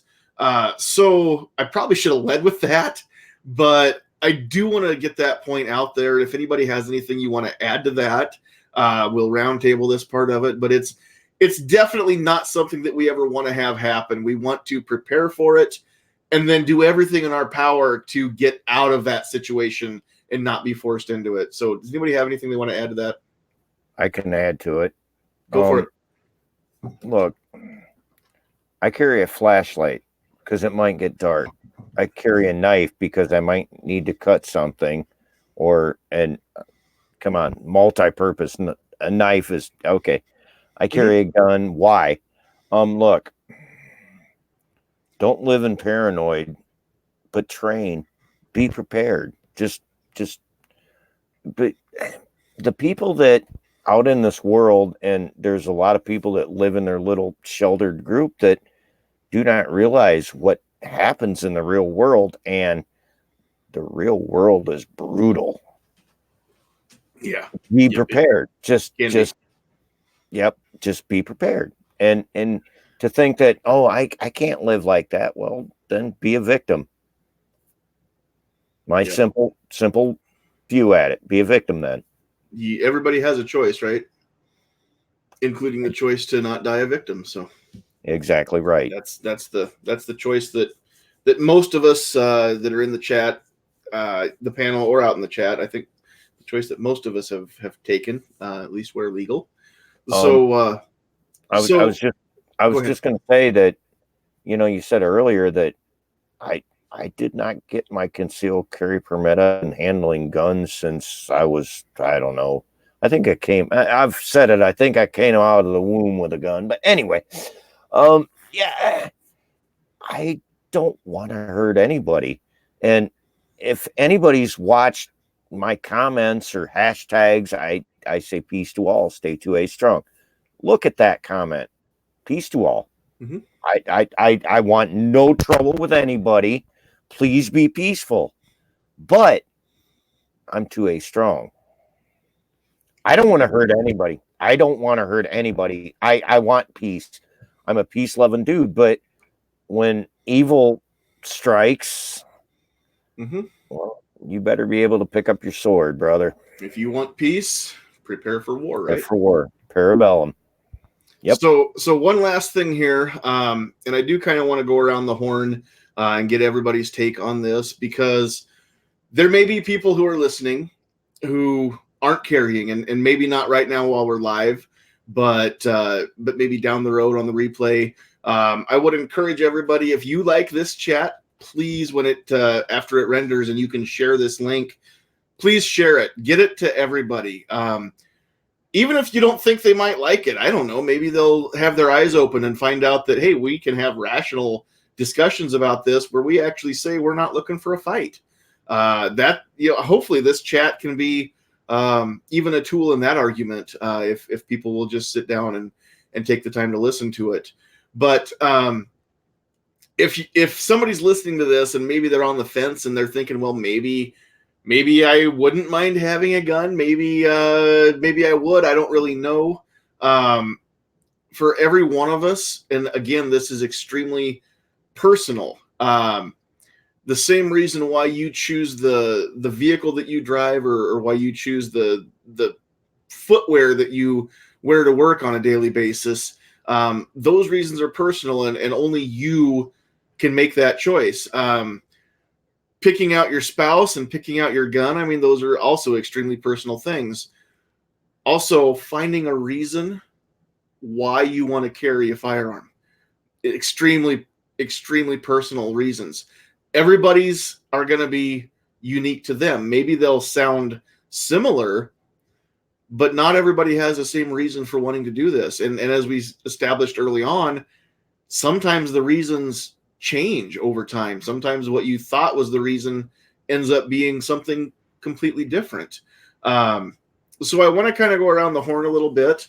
The first thing I want to do is put somebody on the spot who's not really wanting to do this, but hopefully she will come out of her comfort zone just a little bit and come over by the mic and talk to everybody a little bit, because she really is my reason. If it wasn't for my wife, I probably would still have a concealed carry permit, but it was after some discussions with her and knowing that I had her blessing to go on this journey is really what started me down the path. Purchased the handgun, got familiar with it, and I've been shooting my whole life, but I never really had a lot of rounds downrange on a pistol before. So committed to being able to shoot it and shoot it well. got my permit, started carrying, found out that other guns are, smaller ones are easier to conceal and harder to shoot, committed to overcoming that hurdle. This whole journey has been with her at my side, and I wouldn't have been able to do any of this without her. So hopefully I can get her to come over here by the mic and just kind of tell a little bit of her reasons why she was willing to get her own permit. Again, it's the option whether or not she exercises that right daily. That's a personal choice, but she's got the option. So hopefully Sandhills Sweetheart will come over here, and she'll probably beat me up later. So next week, if I have a black eye, this is why. But I'd like the world to hear your own words instead of me trying to talk for you. Well, one of the main reasons I got it is because of a stupid law in Nebraska that if for some reason we would have a firearm in the glove compartment or center console or something like that, and we would get pulled over, then I would be the one fined. I would be the one penalized because I don't have a permit. So that was the number one reason why I did it. The other one is I was cleaning my car one day out in the driveway, and it dawned on me that somebody could walk up behind me, and I with the vacuum cleaner on, I would never have heard them. And that scared me that I wouldn't have any way to defend myself other than just physical interactions. So I guess those are the main two reasons that I got the permit. I have not carried yet. I'm actually terrified of carrying right now. And I think part of it is because I haven't found a purse or a way to carry that I'm comfortable with yet.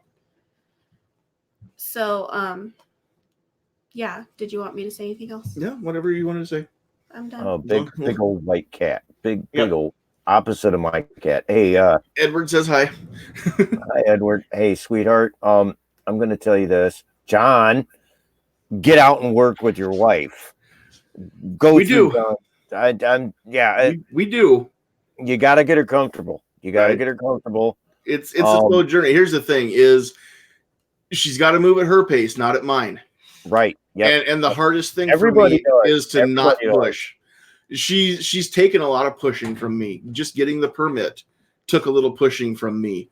But she had an instructor who actually you've seen her on the podcast before, but Trish couldn't make it here with us tonight. But she took Patricia Harold's class, which is Incendio firearm training. And if you're in the Omaha area, I recommend Heartland Firearm Services or Incendio Firearms Training. Either one, they work together a lot. I know for some of the classes, but it was a person who was a friend first and an instructor to us as a secondary role. So she was comfortable in the class, and otherwise I don't know that she would have taken the class when she did. We go to the range as often as we can, but I mean, you've heard me gripe about that before. It's a 45-minute drive to get there, and life gets in the way. Sometimes it's time, sometimes it's just we don't want to kill the only day that we have, take a big chunk out of that to go, an hour and a half round trip plus a couple hours at the range drive time. I mean, that's an afternoon. So I'm not making excuses. I'm just saying that sometimes we don't get there as often as we want to. And she likes going with me. She likes shooting. That's the only thing that's going to make it better is just, again, getting familiar with it, and we work on it, but I'm not going to push her. She's got the gun, and I know that she qualified with it. So she has the skills needed. If I'm not around, at least I can rest a little easier knowing that she has what it takes to get the job done. She's thought about the mindset of being able to pull the trigger. She's weighed that in her mind, and I'm not going to put her on the spot. That her thoughts are her thoughts, and she can keep those to herself. But at the same time, I mean, again, this isn't a decision that she made lightly. But just the fact that, just the realization of knowing anything can happen at any time. And it's when you're least prepared that things tend to happen. She's a little more prepared now than she used to be. will become more so as time goes on. So yeah. So thank you, Hun, for. She doesn't like to talk. We've said this before. We need to make a shirt. She does the type and I do the talking. So for her to come on and talk to us, I mean, it's a big thing for her. So we appreciate that. Let's go over to you, Double A, and just what's your why as far as carrying, and if it's changed, if it's evolved, you can go ahead and give us that journey. Honestly, I mean, I just renewed my concealed carry. We have open carry in Ohio, so anytime I was in certain areas before concealed carry came in, I carried. But I just renewed. I'm going on 11, 12 years now. Concealed carry. Gun choice and this and honestly, I just commented to your wife and the YouTube site. I said, man, purse carry isn't the best because that's not on your person. I concur, but at the same time, there are a lot of limitations as far as women's fashion. One of these weeks, we're going to spend a whole night talking about things that aren't ideal, but they're better than nothing. Like purse carry, like carrying a 22. It's not ideal, but if it's have died from a 22. If it's a 22 versus my fist, give me the 22. I'm good. Better than a sharp stick, right? Better than a sharp stick, and a sharp stick's better than nothing. So if you can't carry a gun and you can carry it, that anyway, we'll do that whole topic one night. But just yeah, we know, and she knows and she gets it. But I would much rather know that it's in her purse than it's at home if she's out and about. Right. So again, there are degrees of okay and not okay, and everybody's got to make their own decisions there. So, but I agree, it's not necessarily the best, and that's why I don't carry in my purse. So plus I don't have a purse, and it would be weird if I did. No, you got a fanny pack, right? Yeah, dude, I should. I'm old enough now that it would fit with the dad jokes and the tactical muffin top. So actually, fanny packs are now cool again because everything from the 80s and 90s is now cool again. So you're totally socially acceptable wearing one. They're not even fanny packs; they're waist packs now. Yeah, it's a fanny pack, and that's hey, everybody's got a fanny. You don't have to be. Let's not be PC about it. It's your butt, right? Everybody's got one. And the funny thing is you always wear the fanny pack in the front. What? I'm more of like a 4 o'clock position. Actually, it's easier to get to stuff, but it's out of the way, And the funny thing is I bet you if I dig a little deep, I bet you I got a fanny pack somewhere. Dude, we all got a fanny pack. I use mine when I walk the dog in the summertime because I can carry a lot of crap in it, Yeah, that's when it's a replacement for my cargo pants, And real quick out in the chat, Dangerous Freedom says it's called a man purse now. No, that's a satchel. No. I was going to say a Merce has a shoulder strap. Not a Indiana Jones belt. Has a satchel. All right, and if it's good enough for Indy, it's good enough for me. I've got Star-Lord had a satchel. Star-Lord had a satchel, right? Yep. Right. Yeah. I guess if you want to be prim and proper and call it a waist pack or something, that's certainly fine. Why don't we call it a tactical expansion carry module or something? Here's the thing. The difference between a fanny pack and a waist pack is the tactical part. So if it's got molly loops, then it must be a waist pack. Yes. But if it doesn't have molly loops, then it's probably just a fanny pack. So wait a minute. You're telling me I can dig out my old fanny pack, stitch some molly loops on it, and maybe spray paint it tactical. Don't even do that. Just go put it for sale on eBay and go buy a gun with the money you raise from selling it. All you got to do is sew a patch panel on, and you'll be pretty BA there. Oh, that's it right there. That's 511 right there. Okay. On a side note, I had some people I used to know that lived in Texas, and Texas was one of the earlier states that allowed concealed carry. Well, a guy that I knew did not own a gun. But this was back in the late 90s, real early 2000s, back when you could still buy Black Talon ammo. And we got Squib back. You could still buy Black Talon ammo. And one of the guys that I spoke to down there was he was a pastor on Sundays. And during the week, he was an ER surgeon, a trauma surgeon. And he carried Black Talon because those were the gunshot wounds that came in that he worked on. the Black Talons did the most damage out of any round, so he carried them in his gun, usually in a fanny pack, by the way. Well, this other guy that I knew wore a fanny pack because in Texas, if you had a fanny pack, there was probably a gun in it back in those days. And this guy didn't have a gun, but he just didn't want anybody to mess with him, so he had a fanny pack too. So I thought, well, you know what? If it works, it works. I mean, whatever gets you out of a fight. So, all righty. So, Travis, let's go back to you and let's cover your why, the hashtag why I carry. And again, if it's evolved, you can share that if you want to. I guess if I have an opportunity to protect myself, and it's one of those situations where if I don't, I'm going to perish, I would like that opportunity to be able to defend myself, and that's pretty much why. I feel like I have that God-given right to live, and I don't want to lose that. So, absolutely. That's it. All righty, Brad, we'll go ahead and move over to you. I can sum up my why as this. I feel truly we are all our own first responders. When seconds count, the police are minutes away, and even when they do show up, it's over with. So I hold that near and dear to my heart. We should all prepare for and train to be our own first responders. And there are a lot of people in society that choose not to think that way. They think somebody else is always going to solve their problems for them or bail them out of a bad situation, or they live under this false sense of security. And I simply don't believe that way. So in being my own responder, I feel it's my duty not only to protect myself and come home to my family, but also be the protector of my family. So that's my why. That's how I live. Certainly don't ever want to have to use force to defend myself or my family, but I'm prepared to should the day come. Yep, exactly right. Squib is having some connectivity issues, it looks like. And 402 Outdoorsman is trying to join, but I think he's still having technical difficulties. I was starting to think it used to be the gun tube chamber that caused problems, but if it's doing it on StreamYard too, you notice we're on the duck tonight. Maybe it is something that we need to figure out in his computer. So anybody who has better technical skills than me, feel free to reach out to the 402 Outdoorsman.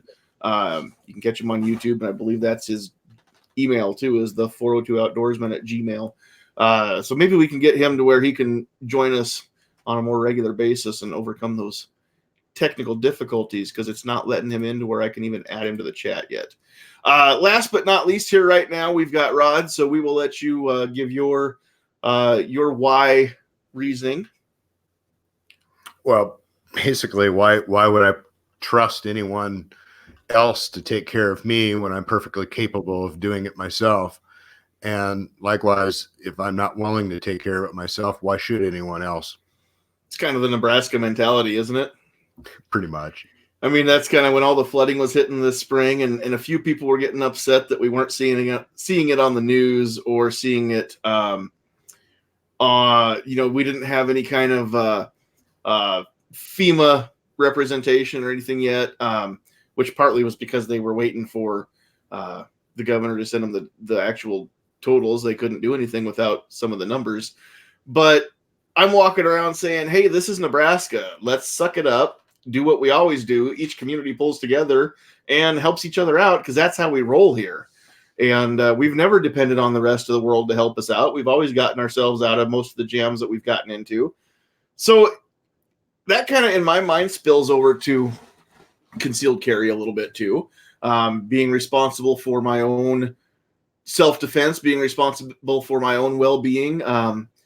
Same thing. I just can't expect everybody else to be responsible for me. It's part of being a grown-up, I think, in this world.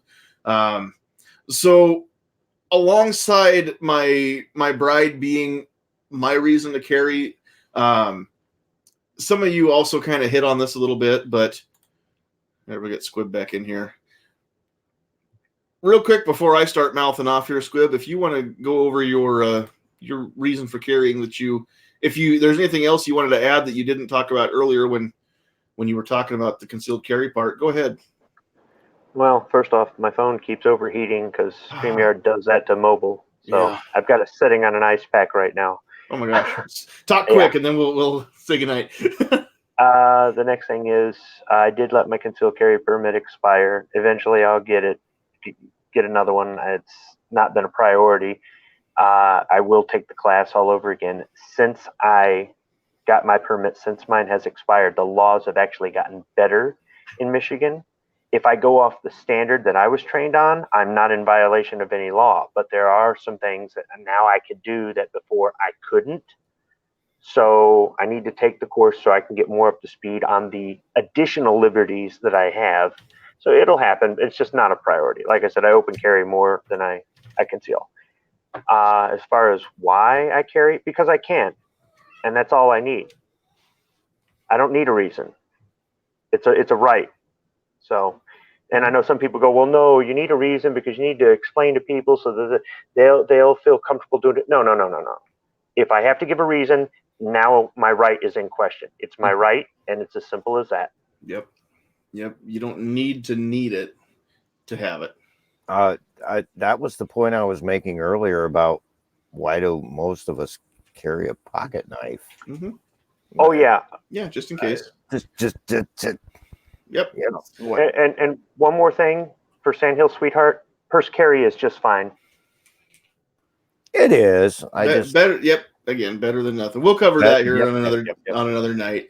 One last thing I want to say, and I know that I sound like I'm on a little bit of a soapbox when I start on this, but I've said it on Facebook before. I don't know that I've ever actually put it into a video. I think I've said it before on some live chats here, but I'm a living human being, and I have a right to stay alive, which means I have a right to defend my life. And if I have a right to be alive, therefore I have a right to defend my life to stay alive, then the only way that these stay as rights in my mind is that I have the right to defend my life by any means necessary or any means that I choose. If nobody can take away the right that I have to be alive, and nobody can take away the right that I have to keep myself alive, then nobody can tell me how to do it either. That's part of the right. It is inherent in the right to be alive is the right to defend yourself and the right to do it any way you see fit. As long as my protecting my rights don't infringe on anybody else's, if defending myself or being prepared to defend myself doesn't step on anybody else's toes, then nobody should tell me how, when, or if I can do it. And that's kind of what this all comes down to is no matter what gun I want to use, it shouldn't matter. I only want to use it in a self-defense situation. I'm not out there looking for a fight. I'm not out there looking to break the law. I'm not out there wanting to shoot anybody, let alone kill anybody. Yet there are people that are saying, well, you might be dangerous and you can't be trusted with this or that or the other. It's kind of funny. The fact that I have to pay money to the government to exercise the right that the Constitution says I already have, it means that you have to be rich enough to afford to do some of this stuff. So whether you abide by the law or not, if you've got enough money, you can do whatever you want. If you don't care about the law and you've got enough money, you can buy the guns that the government says are illegal. If you do care about the law and you've got enough money, you can buy the permit that is required to be able to carry that gun legally. If you're in a may issue state, we've all seen the fact that if you have enough money, then you can buy that permit. I know that long before he was president, Donald Trump did have a New York concealed carry permit, which what are there, just a handful of those, a dozen or so somewhere, I think, around the New York City that have been issued. There's not that many. I know it's double digits. Hey, Sandhill, you realize Dianne Feinstein has a concealed carry permit from California? I wasn't aware of that, but it doesn't surprise me a bit. Yeah, she does. And she's had it for years. And because she's an elite. Uh-huh. Mm-hmm. So the thing is that if I have enough money, that the laws don't apply to me, or I can just buy my way around the laws. The problem is not everybody has that much money, but everybody has the same rights. And that again is where the money issue sticks in my craw, that we require payment in order to exercise a right that the Constitution says that I have because I breathe air. But the problem is I can't exercise that right if I can't afford it, which is complete BS to me. So I wanted to throw that out there a little bit. That's the other reason why I carry, is because I want to make that statement. I have my permit, even though it bugs me that I had to pay for it. I've got my permit because I have the option to carry if I choose to, concealed or open, because you don't need a permit to open carry in Nebraska unless you're in Omaha. You can't open carry in Nebraska, or excuse me, you can't open carry in Omaha unless you've got a concealed carry permit, which riddle me that one. I don't know. But again, a discussion for another night. We all have our reasons why we carry. We all have our own belief system as to what's okay and what's not, what we're willing to put up with, what we're willing to do. But again, if you own a firearm for defense, if you carry your firearm on your person, especially if it's for defense, then you already need to have made the decision that you're willing to use it. Otherwise, I don't know why you would have it. I don't know why you would go to the trouble and the expense in certain states, including mine, to do such a thing. It doesn't make any sense to me. I'd like to see us go to permitless carry because we're not going to be any less safe in that situation. I also would like to see gun-free zones abolished nationwide because I'm no less safe on school property or church property than I am just walking down the sidewalk. So it doesn't make any sense to me. But again, the law is the law, and until it changes, I still will remain a law-abiding gun owner. So that means that I am not going to willingly break the law. Real quick here, I will let everybody have a chance to say good night, and then we will wrap this up. I want to thank 402 Outdoorsman for trying to get here. I know that the chat wouldn't let him in. I see you out there in the YouTube side in the chat part, so I'm glad you at least can be out there, 402, and we're glad that. Oh, I didn't see your Facebook message, and I didn't see your comment there either. But hopefully you found the solution. That'd be awesome. We do appreciate everybody being here with us. So real quick, Squib, we'll let you sign off first, just in case the phone overheats even on the ice pack. I guess thanks for putting up with my special needs. Yeah, no problem.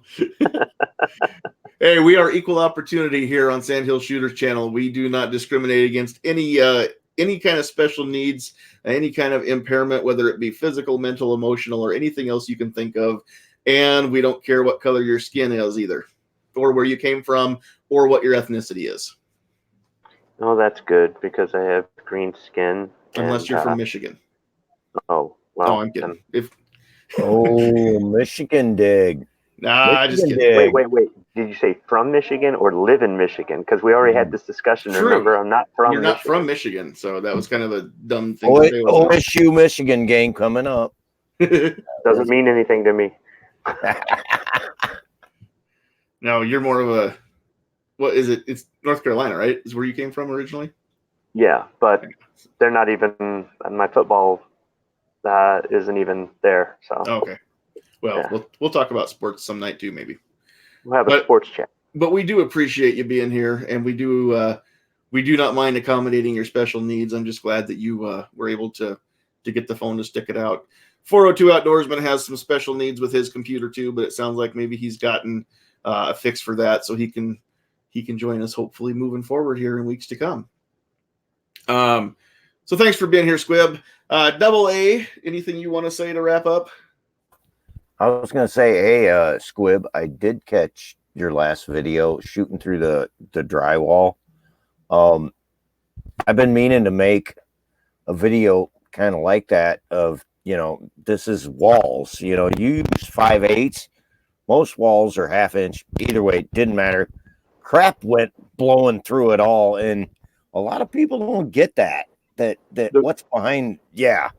The reason I used 5/8 was because I had a wall in my house that I was repairing, and it was actually 5/8 thick, and you can't get a small 3x3. You've got to get a full-size sheet. So I had all Right. this leftover Yeah. 5/8 drywall, and I said, well, I know what I can do with it. I've There always you- wanted to do a drywall penetration test because I've shot through metal and I've shot through cinder Right. block and stuff like that before. And I said, let's go out here and try this out. And after we were done, we thought about all the things we could have done differently. And we'd like to go back next summer to Dusty's private shooting range on this farm and make another wall and set up something. Echo and the Bunnyman recommended that I put another sheet of drywall 5 feet behind it, see how many of them make it that additional 5 feet and embed themselves into the drywall. So we're going to repeat the test with different ammunition and with something in the back to see if we can see how well that works. But it won't be till next summer. So, but yeah, it was a lot of fun to do. If anybody has any scrap 2x4s, 2x4s, and scrap drywall and has a range where they can shoot, go ahead and try it out. And if you film it and you don't like it, it's okay. You can always go back and improve your test later. I mean, ballistic gelatin would be kind of cool, and I suppose I could mix some of that stuff up, but I've heard it's expensive, so I don't know. I need to find the video that I recently watched. I cannot remember who did this, but they were testing those copper what are they, RIP rounds that have the really aggressive looking ones. We shot frangible through it. They were these rounds they look like they're gonna fall apart as soon as they hit something, but I was impressed at the performance on those RIP rounds.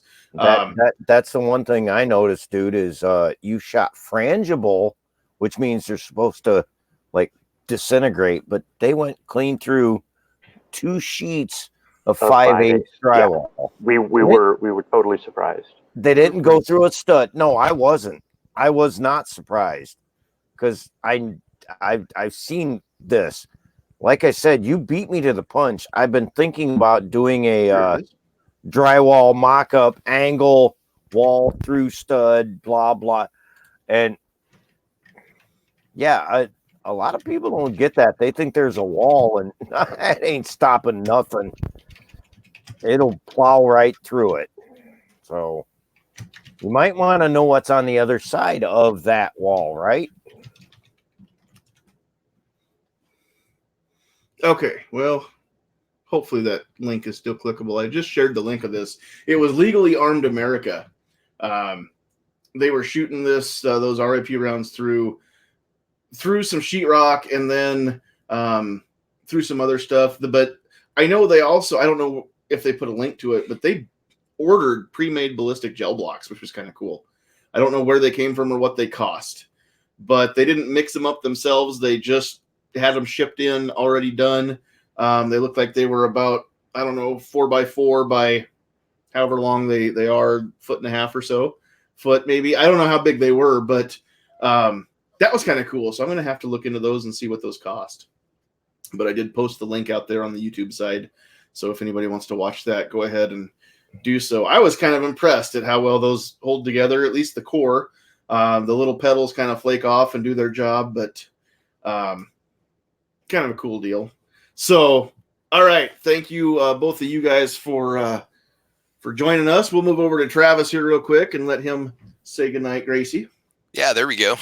Hey, I appreciate the invite. Thank you very much. A lot of good topics this evening. You're right. We do talk a lot about how to carry and what to carry, but the mindset of carry, I think that's a whole nother discussion. I think it was a good one that we had this evening. So thank you. Yeah. Thanks for being here. Yep. All right. Brad, thanks for being here and giving us your perspective, not only as a concealed carrier, but also as an instructor. Thanks for the invite. Good topic. Great conversation. A lot of thought-provoking discussion. Just want to wish everyone a safe and happy Thanksgiving. And take somebody who's never been shooting. Really, that's the way we're going to help spread the message that we want to spread is, hey, this is something that can be enjoyed safe. It can be fun. It could also save your life potentially, but until you try it for the first time, you're going to be scared a bit. So take somebody out who's never been shooting. It'll be a good time.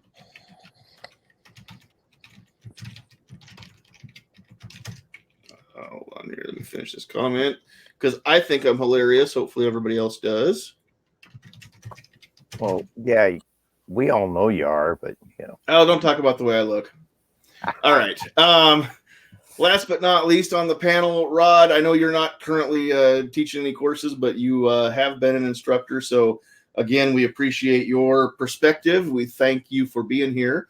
Anything you'd like to wrap up with? Not really. Just, excited to be part of the conversation. I think we had a great conversation this evening, and always enjoy being on here. Yep, always enjoy having you here. And I don't know when we'll do it, but I do want to invite you back and have you here to talk about the You Are the Gun Lobby presentation that I did not get to see at this year's member meeting for the NFOA. So I want to know about that, and I think we can probably have a whole night's talk just about that too. So one of these Tuesday nights, if you want to come along, just let me know. Otherwise, we will try to work out a night that works for you, and we'll have that discussion too. So okay, thanks yeah, for being looking forward to it. I think that turned out to be a pretty decent presentation. So. Did anybody record the presentations that were down there? I mean, can somebody find those and watch them, or is it, well, Trish recorded me. I don't know about anybody else, but my stuff got recorded. I haven't talked to her since the meeting to see what her plans are, if she was looking to and I know she's such a busy woman. I don't know when she'll get around to actually editing any of the footage. But I don't know if she's planning on, doing like a private post out on the YouTube channel and just sending all of the members for them to see that, so that you'd have to be a member and have that link in order to access it, or what she intends to do with that. But she did get a lot of stuff recorded. Cool. That's awesome. That is a great question, Patriot. Before we move on, asking about info on the December 15th 2A rally.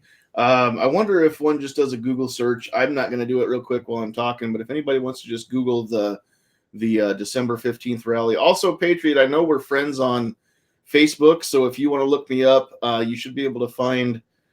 I don't remember if I put that on my personal page. I shared it under my personal page on a lot of groups, but I don't know for sure if that's on my personal page. But Patriot, if you can't find it, let me know, and we'll get you that info. And I will.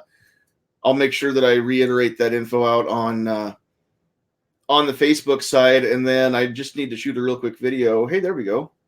There's some stuff right there that Squib found. You're not even on Facebook and you found that. That's awesome. Yeah, definitely we want to remind everybody on the 15th, you don't even have to get off the couch. You can do everything from your phone or from your computer, but it's an online rally. Let's see if we can get 100 million gun owners to all speak in one voice that day. I mean, we had a few thousand that showed up in DC, and I wish I could have been there.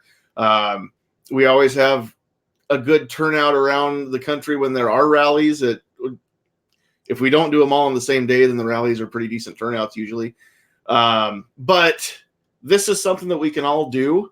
And if you're hearing this, then I know you have access to a phone or a computer. If you know gun owners that don't, invite them over and help them do the same thing and speak out and be, assist them in having their digital voice, making it heard. But a third of the country are gun owners, and there are just roughly as many guns in this country as people, legally owned guns as there are people. There's really no force that is stronger than we could be if we all just got together. So let's make that happen. All right, here. And then I don't remember what else I was going to say, but I'm sure it was incredible. So those of you who were out there in the chat tonight, we don't have as long of a list as typical, but with everybody traveling, that hopefully the rest of you that are normally out in the chat, hopefully we'll get to see you, or you'll get to see us on the replay, hopefully in the next few days.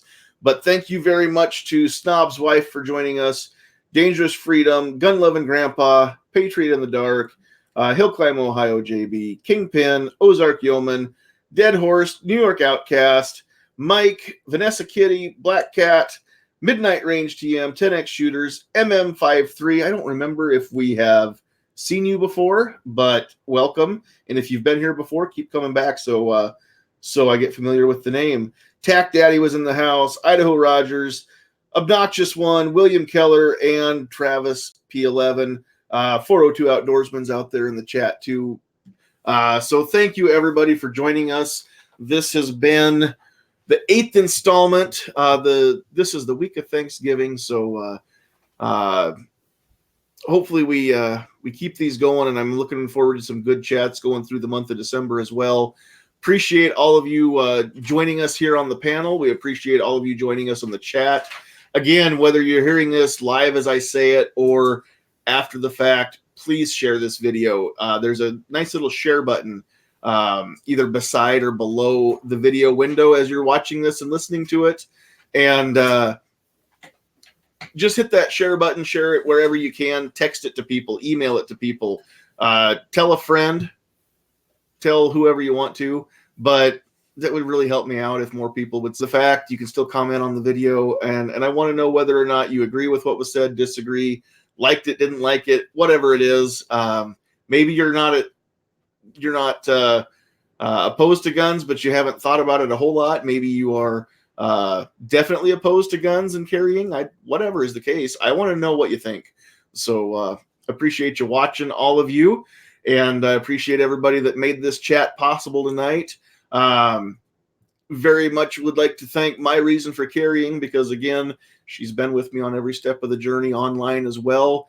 This YouTube thing doesn't happen without her help and without her support. So appreciate Sandhills Sweetheart for that every bit of the way. That being said, this has been the Get Off My Lawn podcast, and at the end of the night, I got to tell you, we're done. So get off my lawn.